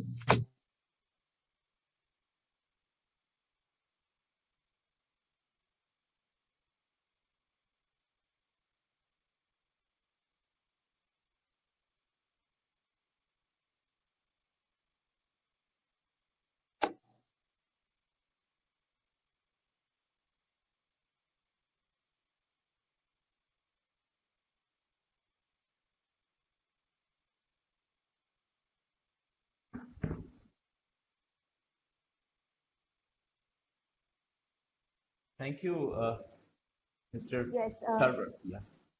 Is Yes, it? I was having some problem. Oh, yeah, sure. Yes. Thank you so much, Mr. Sarvar Babakhodjaev. We are looking forward for like a strong collaboration. And now let me request Dr. Sanjeev Kumar Varshney, Head International Cooperation Division, Department of Science and Technology, Government of India, to address the meeting. Good afternoon, everyone. It's a very pleasant surprise for me to participate in this. So my gratitude to Tillotoma Foundation, and also gratitude to Ambassador of Uzbekistan, His Excellency Mr. Dilshod Akhatov, with whom I haven't met personally so far, but I hope we shall be meeting soon. My friend and my colleague Sipra is there, representing the embassy. Good. And Soham Das, so great. Really benefited by the remarks given by the Uzbek ambassador, Dr. Meena ji, and Sipra, and just now by Mr. Sarvar. Science and technology is one of that area which has a lot of potential for cooperation, but somehow it has not reached to the potential where it should have been. Both India and Uzbekistan have good infrastructure, and as Mirani said in the beginning, that we have been working together since the long period. During the Soviet days also we were working together, and somehow this has not been converted into a full-fledged cooperation between the two countries, and we have a huge potential. So in order to revive this cooperation, an attempt was made. In 2018, India and Uzbekistan signed a fresh science and technology agreement, which is in place. And then last year, we invited proposals in several sectors where researchers from two sides could work together. And these sectors were agriculture and food science and technology, engineering sciences, information and communication technology, applied mathematics, data science, health and medical science, material science, life science and biotechnology, physics and astrophysics, energy, water, climate, and natural resources. Now, we have received good number of proposals, 125, if I could remember. So good number of excitement from the research community on two sides. But what is happening, there are some procedural delays, which is killing that excitement. So I'll request Uzbek ambassador to speak to the ministry so that we are building up the excitement, not killing the excitement. Because science and technology is one such cooperation which does not provide you immediate result. It's a very, very long-term investment, building up. Not only we are generating new knowledge, but also that knowledge needs to be converted into products which society can afford. So if we are looking at affordable development of affordable products, new products using technology, it is very important that two of us are working together in a very, very time-bounded manner. Now, I would like to use this platform and request, or rather suggest, Uzbek side, we could work on exchange of PhD or postdoctoral students. Of course, since I belong to Science Ministry, I could talk only in terms of science researchers, and we could work out a number. So we need not to wait for long-term projects, but short-term projects, student projects we could undertake, and that could be considered immediately. For example, Dr. Sarvar before me just mentioned about how IT cooperation is going. Now, that IT cooperation need constant boost by participation of regular supply of students from both sides. Now, if that is not happening, there could be slowly wedding out of the interest. So we need to stop. We need to sustain the interest. We need to work on that. So one proposal from my side could be on this platform, if we could work out an arrangement where we could exchange identified number of PhD and postdoctoral students in science, engineering. That is doable, and we would be too willing to work with both the embassies in this. Second, we could also provide Uzbek students training on high sophisticated equipments in India. So if there are certain trainings which you feel could be useful to Uzbek researchers, and those instruments we could provide. I hope all of you are aware that next week we are having a young scientist conclave of Shanghai Cooperation Organization member countries, which my department is hosting, and we have received few Uzbek nominations for participation. But those nominations are once again, if I don't want to complain, but we were expecting about 15 to 20 nominations from Uzbekistan, as other SCO members have done. But Uzbekistan has made only 5 nominations. What I was trying to say, these young scientist interactions provide us much bigger a platform than anything else, because they are our future ambassadors. They would be working for many, many years as compared to we oldies who have limited shelf life. So it would be nice if on platform like Young Scientist Conclave, we provide much more participation from both the sides. Of course, this year edition is virtual because of the COVID, but I'm sure when we organize it next year, we have agreed that we will do it once in 2 years. So we would be taking all the guest young scientists to number of Indian scientific institutions so that they could see, they could have the first-hand experience of kind of facilities which we are having, kind of research we are doing, and they could develop long-term contracts, and we could have more number of projects. Ambassador, I would like to say our interest is science and technology should not only be a tool to connect to societies, but should yield economic benefit, should provide new products to the society which are affordable. I would like to conclude with another invitation to the Uzbek side. India would be hosting an online function, India International Science Festival. That would be during 22nd to 25th of December. There are 41 events which we are planning to do as part of the science festival, and I would be too happy if Uzbekistan could consider participating in some of them.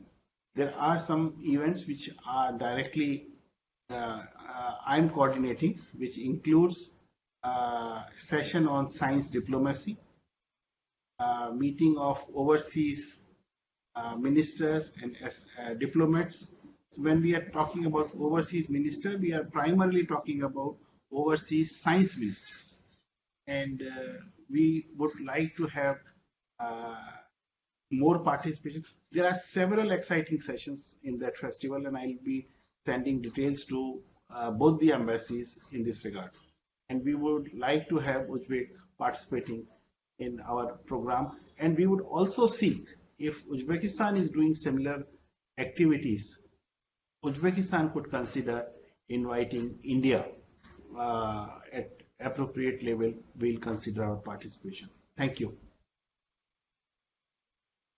Thank you very much, Dr. Varshney, for the very detailed presentation and the suggestions that you made for the benefit of the collaboration between the two countries. I think there is a lot of potential in the IT and the science and technology diplomacy. In this regard, I want to highlight that science diplomacy is an area where we are working, and I think along with the areas of cyberspace, when we discuss some areas of IT, I think digital diplomacy, particularly in the area in times of COVID, when we are doing through, when normal diplomacy is also often working through the digital forum. So I think science diplomacy and digital diplomacy is very important in this regard. So let me request from the University of World Economy and Diplomacy, Dr. Etibor Sultanova, to kindly address us. I think, if I'm not mistaken, this is the UWED. Are you present there? Right. Please indicate. Is it in the conference hall that you are present? I'm unable to understand.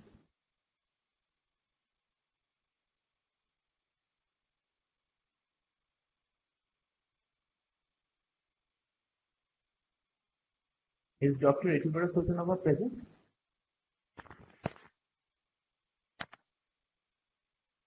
Hello, can you hear me? Yes. Госпожа профессор Etibor Sultanova, вас просят выступить с речью.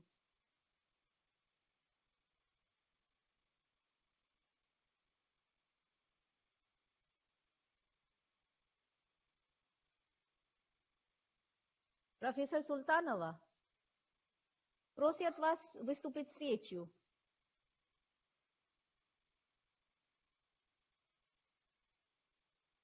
Можно начать. Пожалуйста.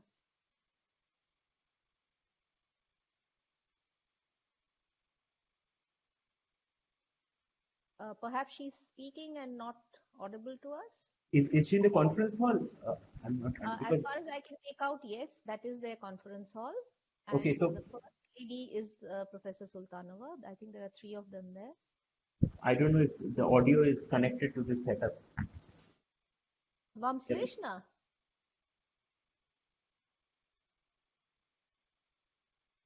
Профессор Султанова, вы нас слышите? А мы вас не слышим. I think there's a hitch here with the audio again. Then I think we can hear from. I think because this many of the speakers are there in that conference hall. I think if you could kindly request them to sort that issue out, and then I think we can request someone else to speak. No, I think just Professor I mean, the picture is not too clear, but I think she's the first one there, and she's sort of moving her head and things. Or I'm not getting any sound. Yes, I think it's her. А нам не слышно. Не могли бы там у себя проверить? Или, может быть, если у вас есть наушники, и у меня была такая проблема, через наушники можно?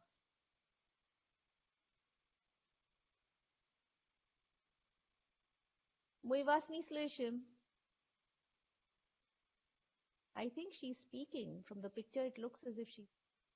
Yeah, but I think from that hall, we are not getting any audio feedback. Now it's unmuted. No, Muted. мы вас не слышим. Может быть, у вас есть кто-то, какой-то технический персонал, который мог бы помочь? Может быть, переключить, то есть выключить и опять соединиться?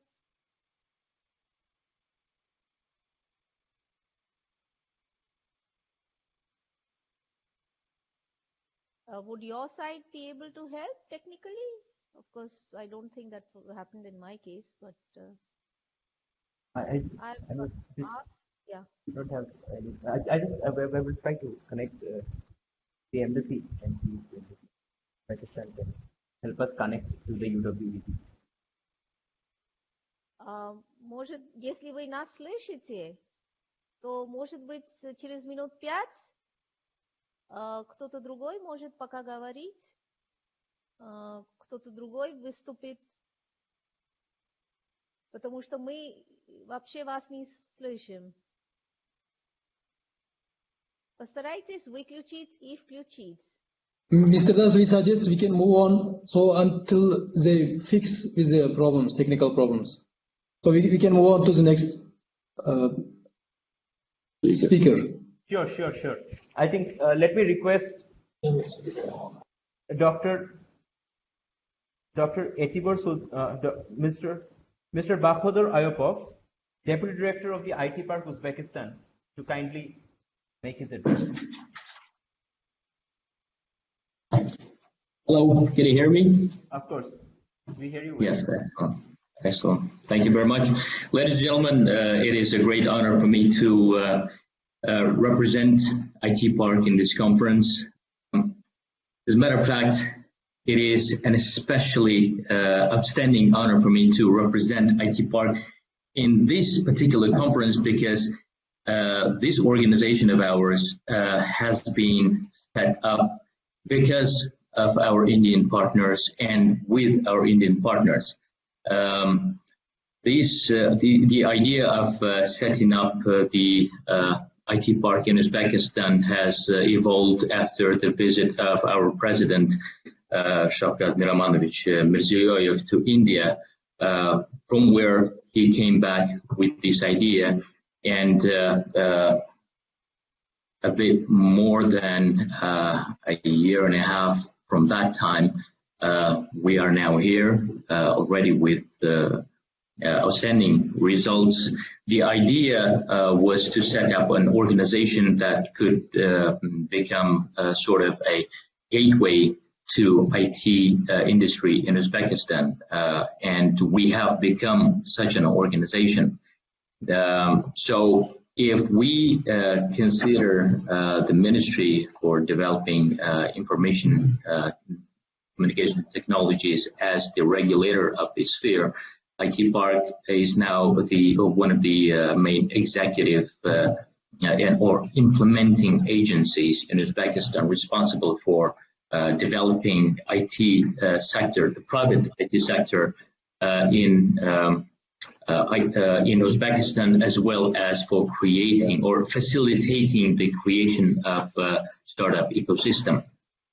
So let me give you a brief walkthrough about the IT Park. Let me share the screen right with you.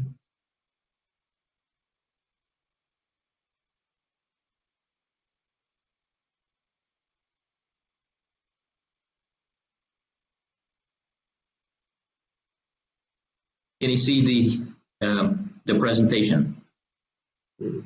No? We can. Oh, you can. Okay, great.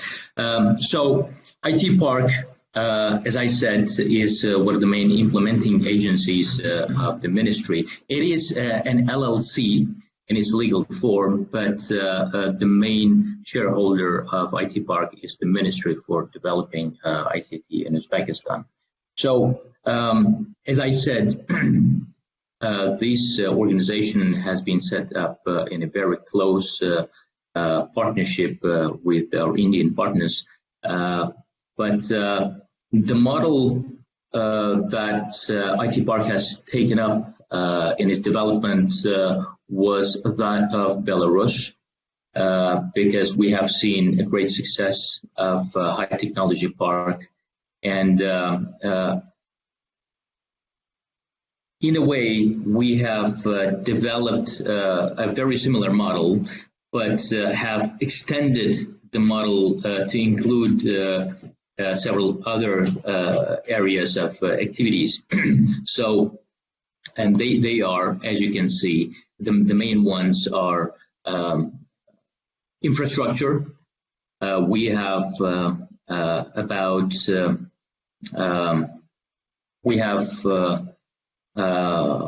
188 IT centers planned to launch throughout the Republic of Uzbekistan. By the end of next year, we plan to have all the IT, all the regions, including the remote ones, to have.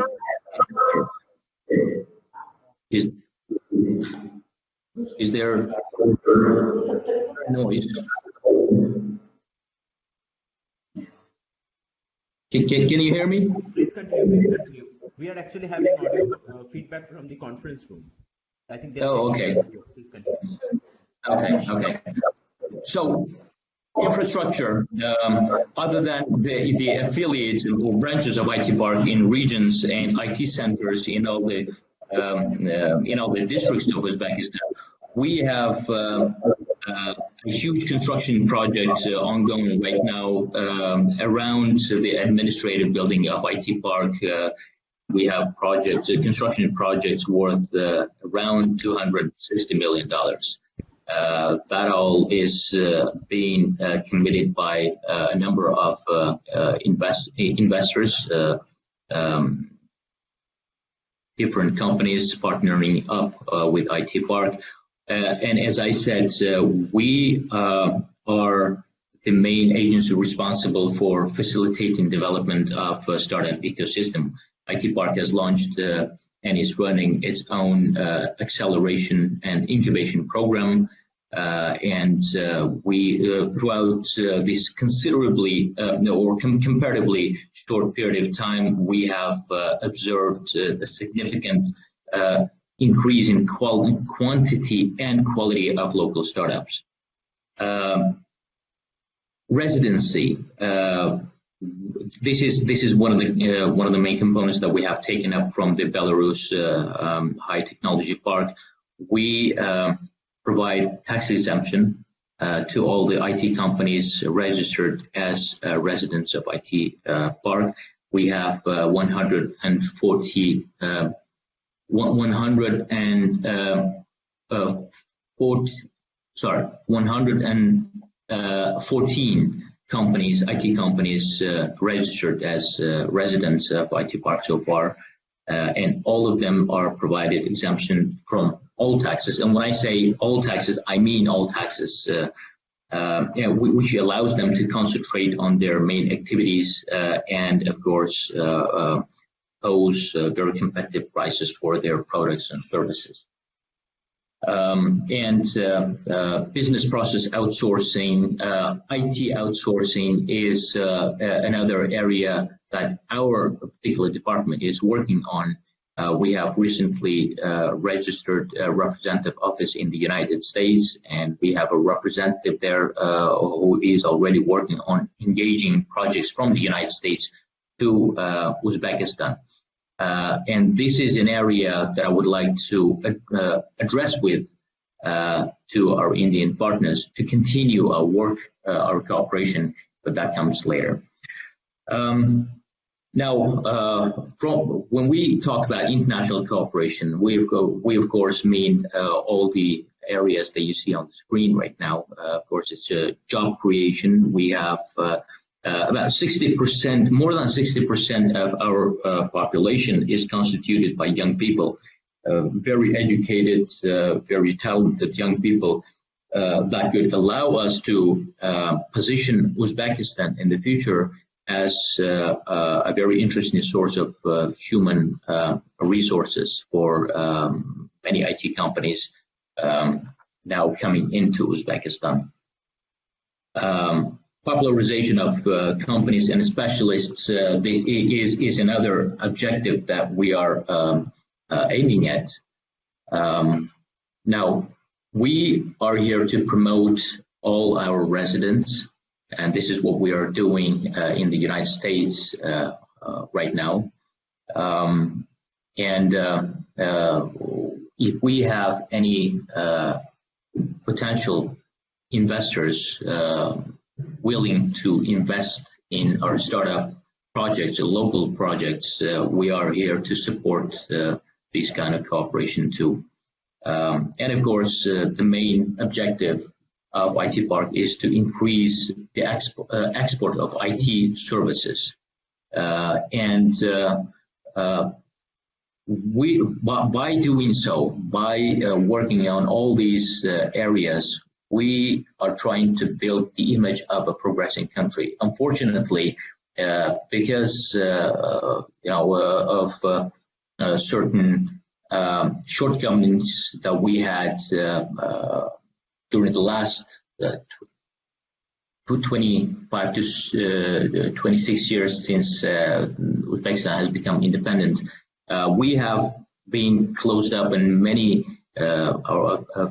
many countries. Many international potential partners of Uzbekistan have not seen the potential of Uzbekistan in its full.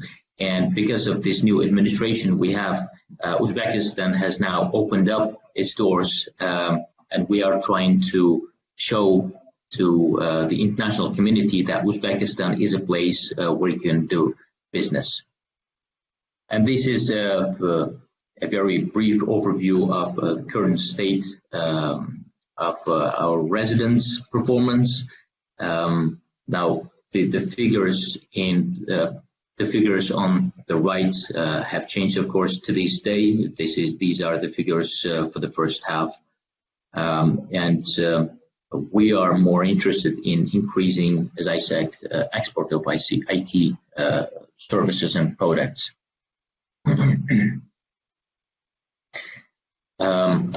These are the areas where our residents have an edge, and these are the services that we can provide to our partners in other countries. And now, coming back to what I mentioned earlier, I would very much support any initiative from our partners, current or potential in India, who could express their interest in working with us in any of these areas in terms of outsourcing their business processes. We are here as the gateway to IT industry of Uzbekistan. We are here to facilitate this partnership. So if any company in India is looking for a partner to outsource their certain processes for, or even to sub-outsource because of a very low cost that we have for human resources here, we will be here to team up any needed group of specialists and provide these services for them. So any proposal in this area we will very much welcome, and we are very open to engage in negotiations. And these are the countries our residents are engaged with their projects. So why work with us? Why work with Uzbekistan? First and most important that I would like to outline is the governmental support, and I cannot stress this enough. First, because IT Park has been established based on the idea and proposal of the president, based on our observation of his direct interest in IT Park, and based on the fact that throughout these a year and a half of our operation, we had our president visiting us 4 times, and based on the fact that our prime minister himself comes from an IT area, we can wholeheartedly and with full confidence say that IT development in Uzbekistan is supported by the highest management. And this is a very objective assessment of the situation, because the president understands that IT is one of the main solutions to the geographical challenge that we have, Uzbekistan being one of the 2 countries in the world double landlocked. So IT is one of the main solutions to this challenge, and the president understands this. That is why he has been very supportive of IT. Now, competitive prices, individual approach to each order. Now, we are here not to just say we are here to provide you the service, but we are more interested in positioning ourselves as a business partner with a complex of services. Now, as I said, many young people educated right now in Uzbekistan have very high English proficiency, which comes as a very attractive asset for any company that may be interested in coming to Uzbekistan and starting its business here. And of course, the exemption from taxes is one of the very interesting factors that attracts many foreign IT companies to come to Uzbekistan, register here, and start exporting their services from here, being able to offer very competitive prices. So this is the general overview of IT Park, and as I said, we are very open to engage in a joint exploration of any opportunities with any partners. And as I said, our partners from India are of particular interest for us, because we have started working on this organization with them, and so we see a very long-term cooperation with them. If you have any questions, I will be more than willing to answer them. Thank you very much. Thank you very much, Mr. Ayupov.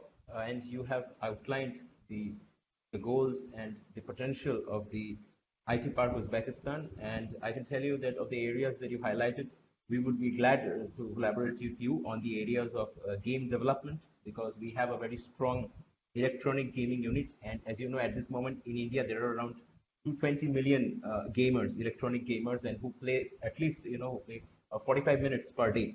So there's a huge growing market of electronic games in India, and I think on this regard we can collaborate. Thank you so much. Let me now. That would be fantastic. Thank you.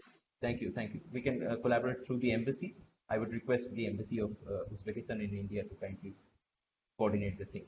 So let me request now from the University of World Economy and Diplomacy, if you all are audible, Dr. Etibor Sultanova first. Добрый день, уважаемые участники конференции. Слышно? Слышно? Добрый день, участники конференции. Разрешите прежде всего извиниться за техническую неполадку, которая получилась на нашей стране, и представить вам мою переводчицу, студентку второго курса факультета международные отношения Бочаришвили Марьям. Good afternoon, dear participants of the conference, Your Excellency. Before talking about the reforms in Uzbekistan and the Uzbek-Indian relations, let me apologize for the technical issue and introduce to you a second-year student of the University of World Economy and Diplomacy who will be translating my speech, Mariam Bocharishvili. Когда мы с вами говорим о реформах в Узбекистане и узбекско-индийских отношениях, мы должны прежде всего отметить, что в современных условиях мир все более меняется и обостряются конфликты. Геополитическое соперничество на глобальном и региональном уровнях. Не прекращается распространение терроризма, экстремизма, сепаратизма, национализма. Актуализируются отношения между государствами, поддержку мира и созидания. И ярким примером является отношение сотрудничества Узбекистана и Индии. In the current conditions, when the world is increasingly changing and conflicts, geopolitical rivalry at local and regional levels are escalating, the spread of terrorism, extremism, separatism, nationalism is not stopping. Relations between states are being actualized in support of peace and creation. And the striking example is the cooperation between Uzbekistan and India. На сегодняшний день Индия является важным внешнеполитическим и внешнеэкономическим партнером Узбекистана. 26 декабря 1991 года Индия в числе первых государств признала независимость Республики Узбекистан. Дипломатические отношения между странами установлены 18 марта 1992 года. Today, India is an important political and economic partner of Uzbekistan. On December 26, 1991, India was among the first states to recognize the independence of the Republic of Uzbekistan. Diplomatic relations between the countries were established on March 18, 1992. Индия – это страна, с которой установлено у Узбекистана стратегическое партнерство с 2011 года. Кроме того, с 1997 года проводятся межвидовские политические консультации. Между Индией и Узбекистаном есть соглашение о торговом и экономическом сотрудничестве. Установлен режим благоприятствования во взаимной торговле. В настоящее время в Узбекистане осуществляется деятельность 161 предприятия с участием индийского капитала, в том числе 22 со 100% иностранным капиталом. С 2017 года в Дели действует Узбекско-Индийский торговый дом. 24 декабря 2018 года состоялось открытие Узбекско-Индийского центра развития предпринимательства. Согласно подписанного в 2004 году меморандума, в Ташкенте функционирует Индийско-Узбекский центр информационных технологий имени Джавахарлала Неру. India is a country with which Uzbekistan has established since 2011 a strategic partnership. Since 1997, interministerial political consultations have been held. There is an agreement on trade and economic cooperation between India and Uzbekistan, and a favorable treatment in mutual trade has been established. Currently, there are 161 enterprises operating in Uzbekistan with the participation of Indian capital, including 22 with 100% foreign capital. An Uzbek-Indian trading house has been operating in Delhi since 2017. On December 24, 2018, the Uzbekistan-India Entrepreneurship Development Center was opened. According to the memorandum signed in 2004, the India-Uzbekistan Center for Information Technology, named after Jawaharlal Nehru, has been functioning in Tashkent. Между двумя странами поддерживаются межпарламентские связи. Динамично развиваются партнерские отношения в сфере образования. Осуществляется стажировка специалистов Узбекистана в Индию по таким направлениям, как информационные технологии, банковское дело, малый бизнес, менеджмент, сельское хозяйство, фармацевтика. В Ташкентском государственном институте востоковедения преподается язык хинди. Кроме этого, создан Центр индологии имени Махатмы Ганди, также при данном институте. Соответственно, в университете Джамия Миллия в Дели созданы курсы узбекского языка. Interparliamentary ties are maintained between the two countries. Partnerships in the field of education are dynamically developing. Training of specialists from Uzbekistan to India is being carried out in such areas as information technology, banking, small business, management, agriculture, pharmaceuticals. The Hindi language is taught at the Tashkent State Institute of Oriental Studies. Since 2008, the Center for Indology, named after Mahatma Gandhi, began to operate at the same institute. Accordingly, courses in the Uzbek language have been created at the Jamia Millia University in Delhi. С 2019 года у нас установлены отношения между нашим университетом мировой экономики и дипломатии, посольством Индии и Индийским культурным центром. Мне очень приятно видеть его превосходительство посла Узбекистана в Индии Дильшода Акhatova. Мне очень приятно видеть уже ставшей нам коллегой госпожу Sipra Ghosh. Это уже наши друзья. И я хочу сказать, что с тех пор, как у нас установлены контакты между Узбекистаном, между нашим университетом Узбекистана и посольством Индии, Индийским культурным центром, у нас проведены конференции, посвященные 150-летию Махатмы Ганди, 151-й годовщине Махатмы Ганди. И, соответственно, вместе мы провели День независимости Индии и Узбекистана. Since 2019, warm, friendly relations have been established between our University of World Economy and Diplomacy and the Embassy of India, as well as its cultural center. It is very pleasant for me to see Mr. Ambassador of Uzbekistan to India, as well as our colleague. And since the diplomatic relations have been established, together with us, scientific conferences, roundtables dedicated to the 150th, 151st birth anniversaries of great Mahatma Gandhi were held. Together, we've celebrated the Independence Days of India and Uzbekistan. Партнерские отношения развиваются в сфере здравоохранения. Так, специалисты из ведущих индийских клиник проводят консультации в Ташкенте, Самарканде, Бухаре, Фергане и других городах по таким направлениям медицины, как кардиохирургия, нейрохирургия, онкология, ортопедия. Осуществляется обмен специалистами-медиками Узбекистана и Индии для прохождения стажировок в клиниках обеих стран. Открылся филиал Бухарского медицинского института имени Авиценны в Индии. Это первый узбекский филиал за рубежом. Открыты университеты Шарда в Андижане и Амити в Ташкенте.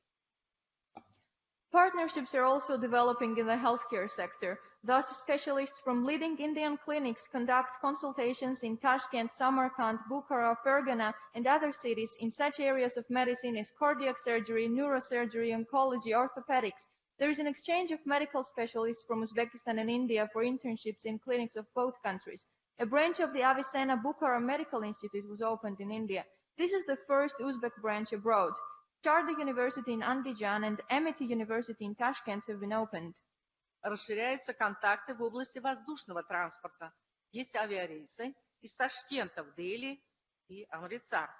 Продолжаются контакты по линии киноискусства, песни, танца. Индийские мастера являются постоянными участниками международного фестиваля Шард Тарона Ларе. Ничто не сближает народы, как спорт, и спортсмены двух стран участвуют на различных соревнованиях. И в Индии создана и функционирует Ассоциация узбекского национального кураша. Contacts in the field of air transport are expanding. There are flights from Tashkent to Delhi, Amritsar. Contacts continue in the area of the development of cinematography, song, and dance. Indian masters are regular participants of the Shark Taranalari International Festival in Samarkand. Nothing brings nations closer together as sports, and athletes of the two countries participate in various competitions, and the Association of Uzbek National Courage has been established and functioning in India. В 2019 году Узбекистан и Индия подписали соглашение о долгосрочных поставках урана. Создается совместно с индийскими партнерами технопарк передовых информационных технологий в городе Ташкенте и фармацевтическая зона в Андижанской области. Узбекистан и Индия договорились о реализации совместных проектов текстильной промышленности, создания IT-лабораторий, обеспечения национальной безопасности, обороны, борьбе с терроризмом, экстремизмом по вопросу обеспечения стабильности в Афганистане. In 2019, Uzbekistan and India signed an agreement on long-term supplies of uranium. A technopark of advanced information technologies in the city of Tashkent and a pharmaceutical zone in the Andijan region are being created jointly with Indian partners. Uzbekistan and India have agreed on the implementation of joint projects in the textile industry, the creation of IT laboratories, ensuring national security, defense, combating terrorism, extremism, and ensuring stability in Afghanistan. Укрепляются контакты на межправительственном уровне. Не раз посетил Узбекистан премьер-министр Индии Нарендра Моди и, соответственно, президент Республики Узбекистан посетил Индию.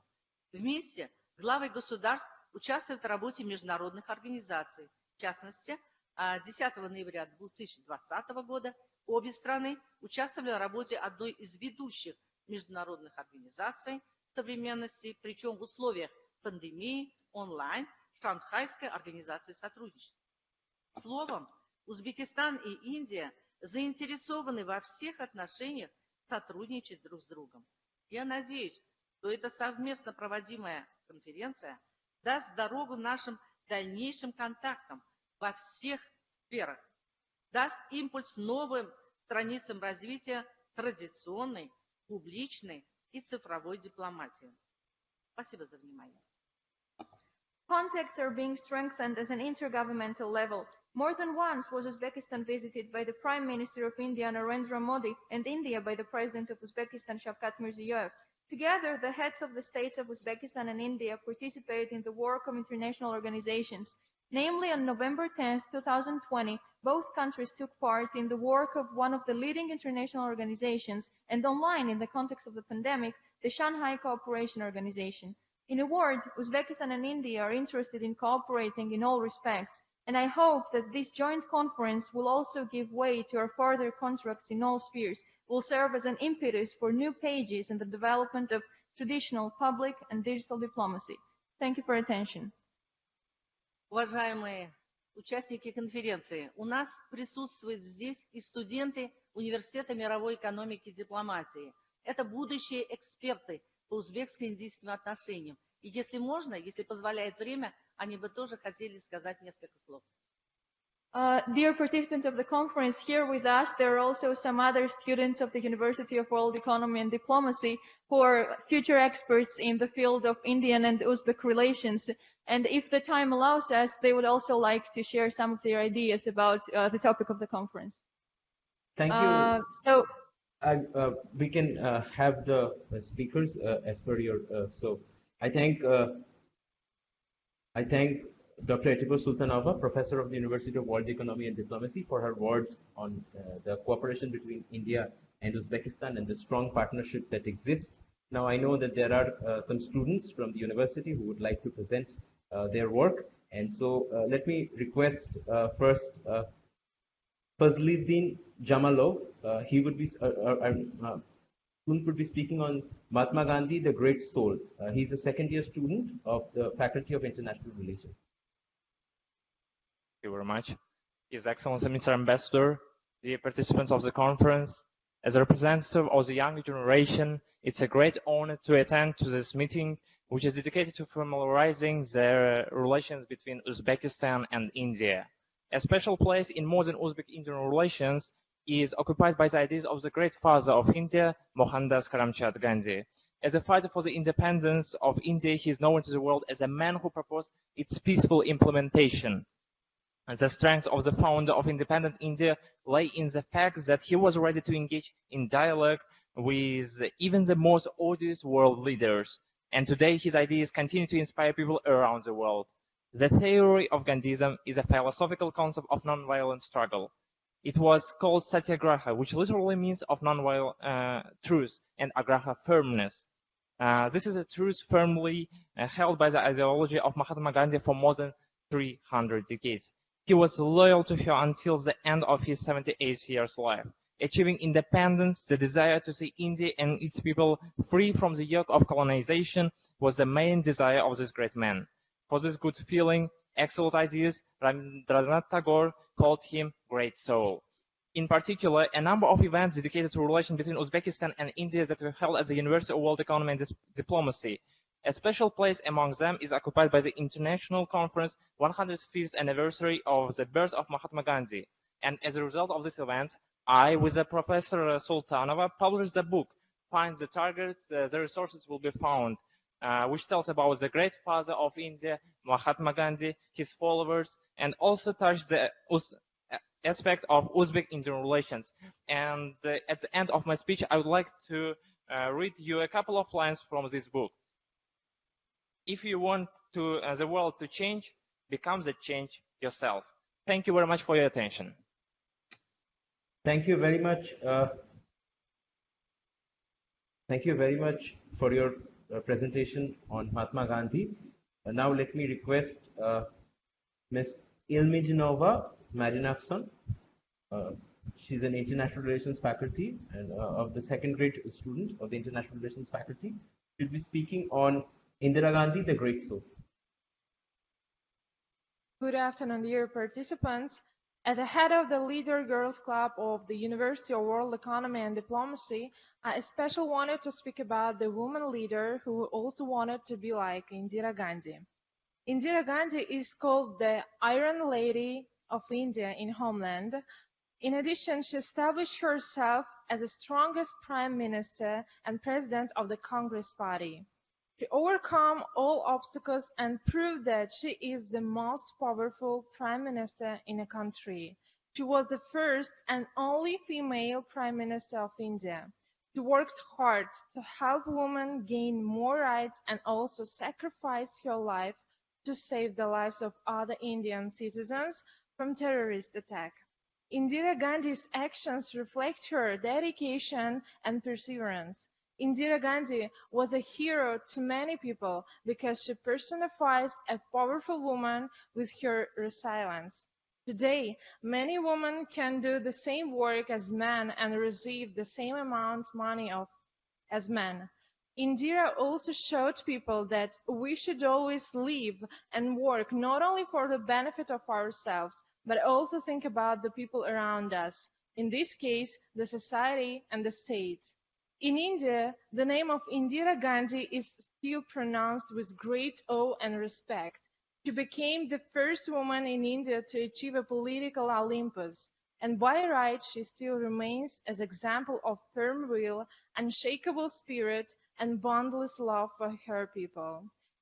India was one of the fastest growing economies under Indira's regime. Her rise to power pushed and instilled confidence in hundreds and thousands of women around the world to break the stereotype and achieve success in life. Her ascent to the top position has impressed hundreds of thousands of women around the world to break down gender stereotype. Thank you for your attention. Thank you very much for your presentation on former Prime Minister Indira Gandhi. Now let me request Ms. Adilanova Shania, second grade student of the International Relations faculty. She will be speaking on the sports culture and yoga. Thank you. Against the backdrop of the coronavirus pandemic, which spread worldwide, people are paying a great attention to their health. In this context, we were interested in learning and observing India's centuries-old experience in maintaining a healthy lifestyle, eating well, and practicing yoga. It is important to know that it was India that gave yoga to the world, the path of spiritual and physical improvement. Indian Prime Minister Narendra Modi stated that yoga plays a significant role in world unity. Many countries in the world do not know our language, traditions, and culture, but they are connected with India through yoga. Instead, the head of the Indian government at the ceremony marking International Yoga Day, which is celebrated on 21st of June. The Prime Minister of India also advised to practice yoga in self-isolation. He has already published animated video clips with exercises. Moreover, annually for quite 5 years, the Embassy of India and the Lal Bahadur Shastri Center for Indian Culture in Tashkent have been celebrating the International Day of Yoga. So do yoga, be healthy, take care of yourself. Thank you for your attention. Thank you so much to all the three speakers for their very nice presentations on different aspects of India. Thank you all. Now let me request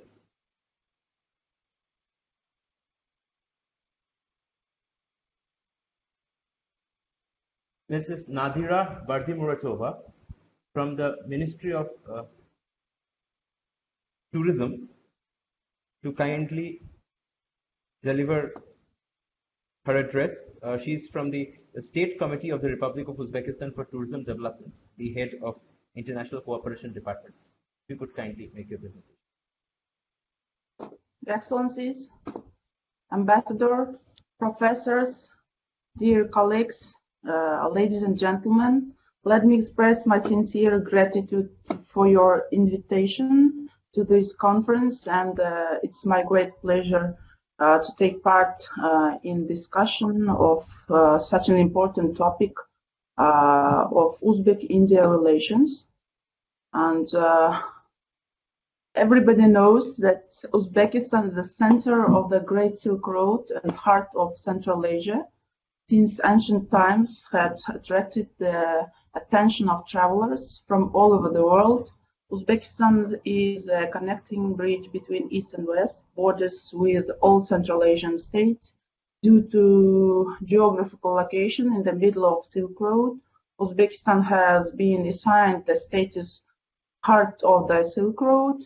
The tourism sector was determined by His Excellency President of the Republic of Uzbekistan, Mr. Shavkat Mirziyoyev, as one of the strategic sectors of our national economy. The government carried out large-scale reforms in this sector, completely updated the legislative framework, provided ample opportunities and benefits to the tourism business, and Uzbekistan radically simplified the visa regime for foreign citizens that creates a very comfortable conditions for staying in the country. Up to now, we have provided visa-free entry for 86 countries and electronic visas for 57 states. The number of foreign visitors to Uzbekistan highly increased in a short time. More than 6.7 million foreign tourists visited the country in last year, which is 3 times higher than inbound tourism compared to 2016. And also the number of accommodation facilities has doubled. Tour operators has tripled and number of guides has doubled. The coronavirus pandemic caused serious damage to the world tourism industry, and most countries adopted extensive measures and tourism revitalization programs. So in this regard, the top priority for us was to support Uzbekistan tourism business and preserve jobs related to tourism industry. In order to mitigate the negative effects of the pandemic on tourism sector, the government of the Republic of Uzbekistan has taken a number of measures to support tourism business entities, including reducing the tax burden, extension of loan payments, cancellation of financial and economic audits, suspension of mandatory tax collection, and also fines. Moreover, His Excellency, the President Shavkat Mirziyoyev, adopted special decrees and resolutions to stimulate tourism business by providing a wide range of financial assistance in form of loans, subsidies and grants, and we also understand that the priority task for us in recovering travel and tourism was to ensure the safety of foreign tourists while they stay in Uzbekistan. In this regard, the president of our country on June this year signed a decree named on additional measures for development of the tourism sector in strict compliance with the requirements of the enhanced sanitary safety. The decree introduces a new system,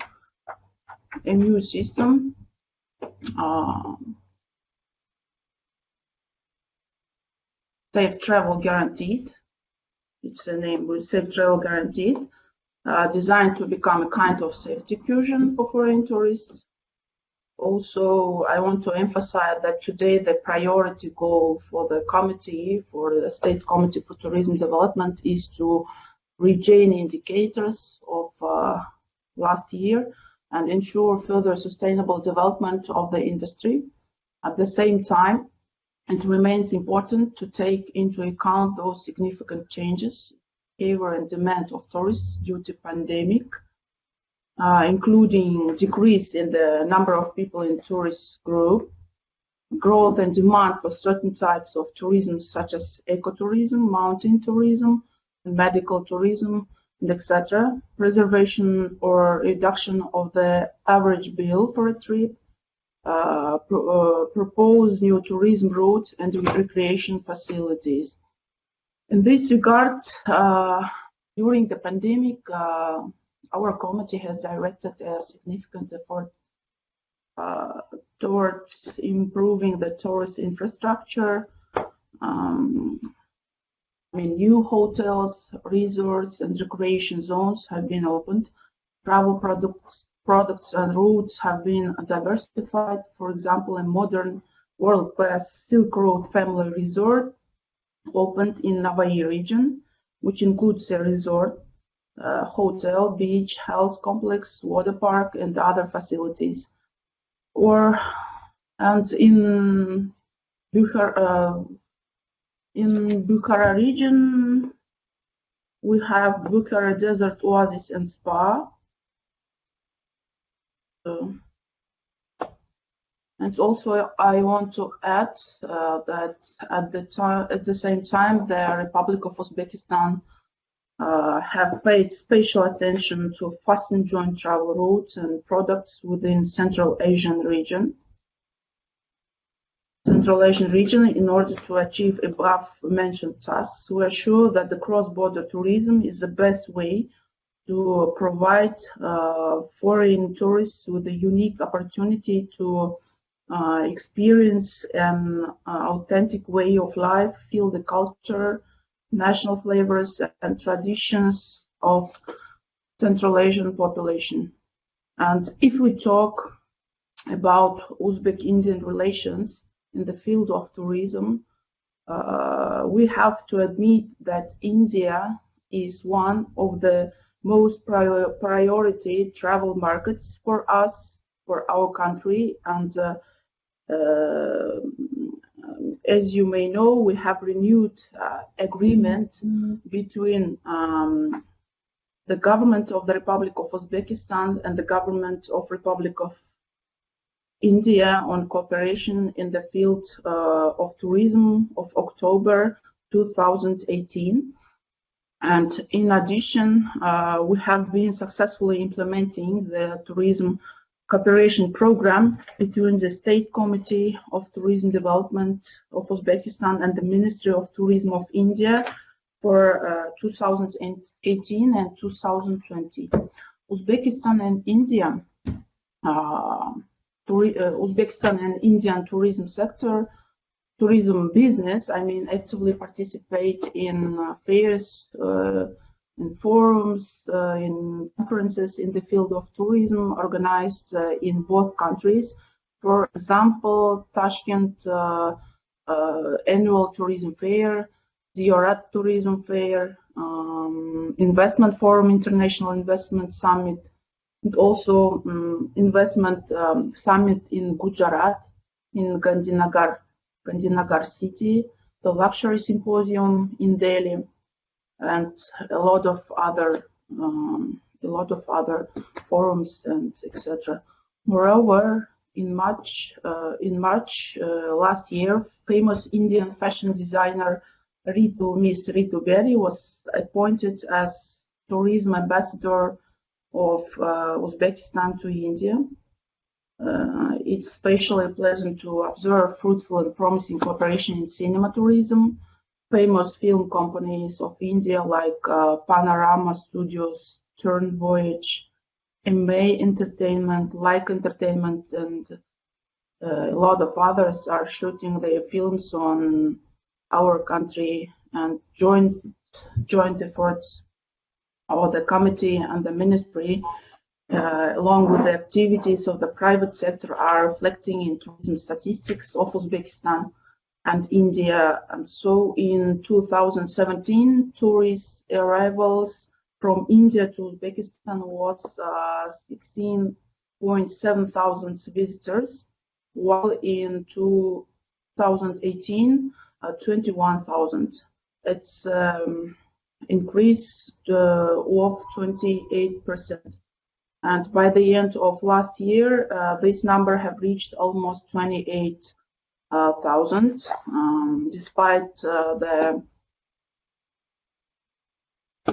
the gradual increase in the number of Indian tourists. We believe that Uzbek side is believe that tourist flow between Uzbekistan and India doesn't match the existing potential, because I think we have a very great potential in tourism sphere, and therefore, in order to expand our bilateral relations in tourism sphere, in the field of tourism, we need to work on increasing direct flights and between big cities of Uzbekistan and India, which will provide travel packages, more flexibility, and decrease the cost. The second, boost cooperation in tourism in education sphere. We suggest establishing joint tourism college in Uzbekistan with leading Indian universities, and organize FAM tours for Indian travel companies on outbound tourism and media representatives to familiarize new travel routes and leisure complexes in Uzbekistan, such as Amirsoy and Amirsoy, Silk Road Family Resort, Bukhara Desert Oasis, the new one, to get prepared for the next travel season. And I believe that Uzbek-Indian relations in tourism sphere have great unused potential, and which we must leverage it, especially in gastronomic tourism, MICE tourism, medical, wedding tourism, house tourism, wedding tourism and sports, and etc. We have a great potential, in my opinion. And so I would like to thank you again for the invitation for this conference. I wish all participants good health and invite everyone to visit our beautiful country. Thank you again for your attention. Thank you so much, Mrs. Nadira Berdimuratova, Head of International Relations, State Committee of the Republic of Uzbekistan for Tourism Development. I completely agree that there is a huge potential in the area of tourism, and that more direct flights can be started from different Indian cities to Pakistani cities. And also there is potential for different kinds of tourism, including mental tourism, gastronomic tourism, as you just suggested. Now let me request Mr. Ilkhom Muminov, doctoral candidate, University of World Economy and Diplomacy, make his presentation. Good afternoon, dear participants of the conference. I'd like to thank the organizers of this conference, and the economic dimension of India and Uzbekistan cooperation. First of all, I would like to pay attention to the economic situation of India and some economic key concepts of India in Central Asia. First of all, after coming to the power of Berdimuratova in 2014, India started to look for more resources in the external environment of the implementation of Narendra Modi's large-scale Make in India program, which has become a key priority of the new government's domestic policy. The main goal is to turn out India into an industrial center of world production and create billions of jobs for a growing population. Naturally, India pays great attention to the neighboring region of South Asia, Central Asia. We can confidently say that India's current policy is being strengthened in relation to the Central Asian countries, namely Uzbekistan, Kazakhstan, Tajikistan, Turkmenistan, and Kyrgyzstan. The future of India's economic ties with Central Asia will depend on how the countries can build a new interdependence in Asian architecture. It's important to note that India also needs a strong initiative to become part of an existing regional groupings like the Shanghai Cooperation Organization to complement rather than seek alternatives to Chinese networks. In fact, being able to influence the course of the regional economic order from within rather than from outside will benefit India. It would be a waste of time and resources to try to set your India's own model. Of course, India it's a disadvantage because the space that connects India and Uzbekistan to Eurasia is surrounded by serious problems. It's not easy to overcome them. Consequently, any large-scale economic interaction with the region will face difficulties. However, new regional forums emerging in the region, such as the Shanghai Cooperation Organization and the Eurasian Economic Union, could provide opportunities for India to restore some of the lost links with this strategically important region. While it's important to ensure connectivity through land routes through Iran and Afghanistan, any connection to Eurasia should be thought directly through the northern parts of India, following the traditional Indian Central Asian route through the Himalayan passes and the Xinjiang steppes. Again, the logic is not to gain access to Eurasia per se, but more to seek interconnected regional economic integration with India's northern neighbors, including China. In fact, this may be the only option that is actually achievable and worth pursuing. However, India is trying to develop economic cooperation with Central Asian countries, and interregional trade is rising gradually. In order to achieve economic benefits of India developed the Connect Central Asia policy, which includes the following economic dimension. First of all, India tried to develop long-term partnership in energy and natural resources.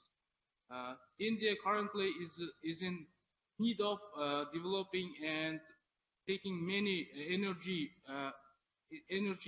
resources from Central Asia region.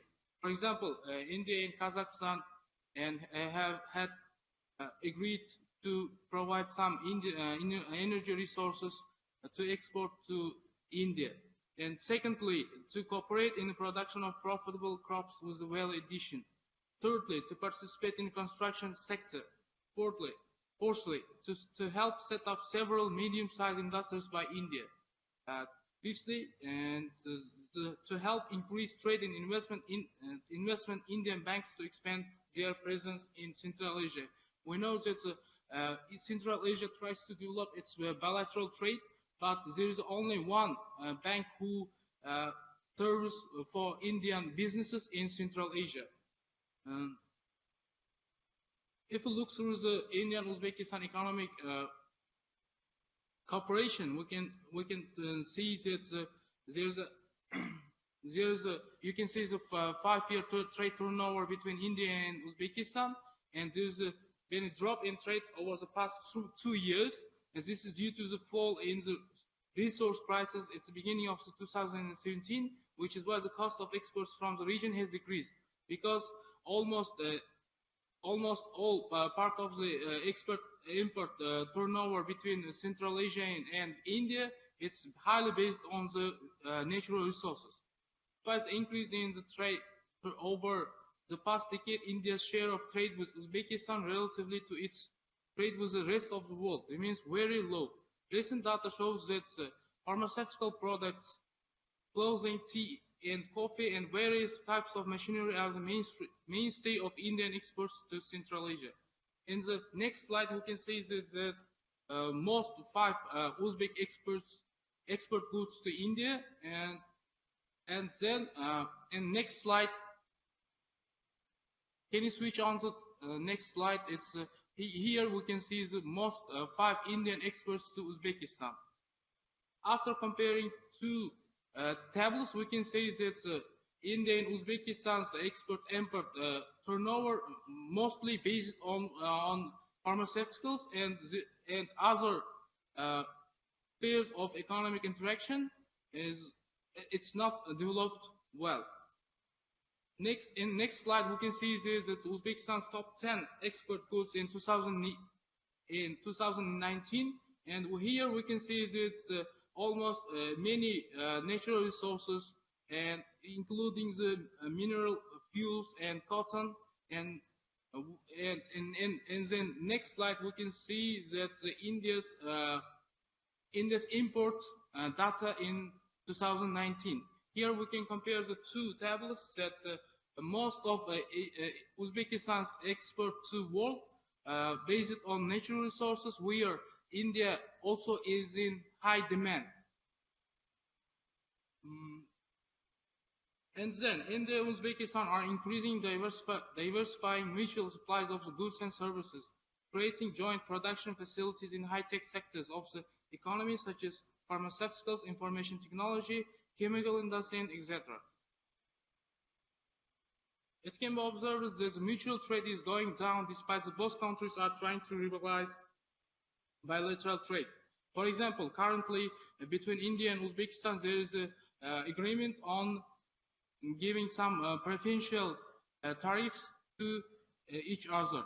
Besides, in 2018, during the visit of Vice Prime Minister of Uzbekistan, Muminov, the Uzbek side suggested to sign an agreement on free trade between Uzbekistan and India. But currently, both sides are trying to develop the agreement on signing between India and Uzbekistan free trade agreement. I would like to conclude my address by telling that currently India-Uzbekistan economic cooperation should be diversified, and secondly, if you compare export and import turnover of other great powers like China and Russia, India also should try to open many trade houses in the countries of Central Asia, including Uzbekistan, and also Uzbekistan. In this turn, Uzbekistan also should open kind of trade houses in order to develop bilateral trade. Thank you for your attention. If you have any questions, I'll be very pleasant. Thank you so much, Mr. Muminov, for your presentation. I think a lot of issues regarding the economic partnership as well as other areas of cooperation and India's policy towards Uzbekistan and Uzbekistan's policy towards India, particularly in the areas of trade, were discussed in your presentation. We have heard from all the speakers at today's conference.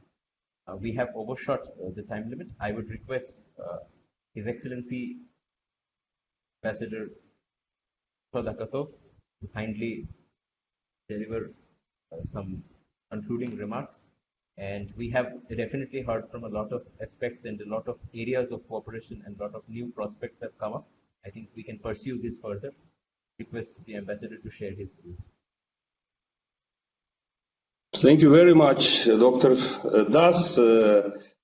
I would like again to express my sincere gratitude to you to Foundation for organizing of this very interesting event, conference on large-scale reforms in Uzbekistan on perspectives of Uzbek-Indian relations. It was very intensive discussed, all aspects where our reforms, our development of our country, and the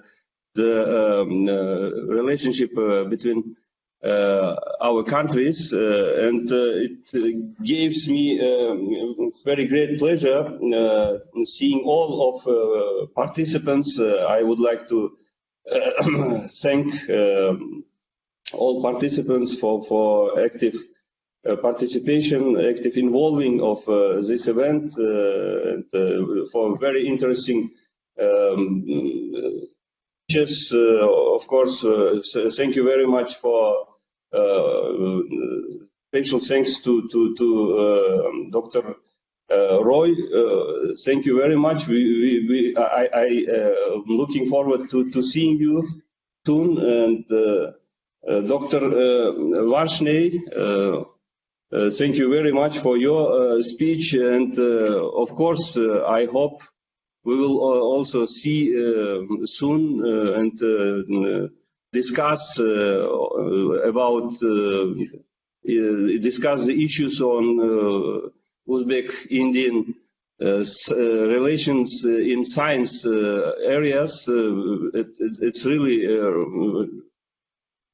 have really very nice prospects in these areas. That's why it's very important to see me again. Thank you very much again to all participants. And I had a great pleasure having a chance to exchange opinions on these topics, very important topics. Thank you. Thank you very much. Thank you very much, Your Excellency, for your presentation and for the kind words.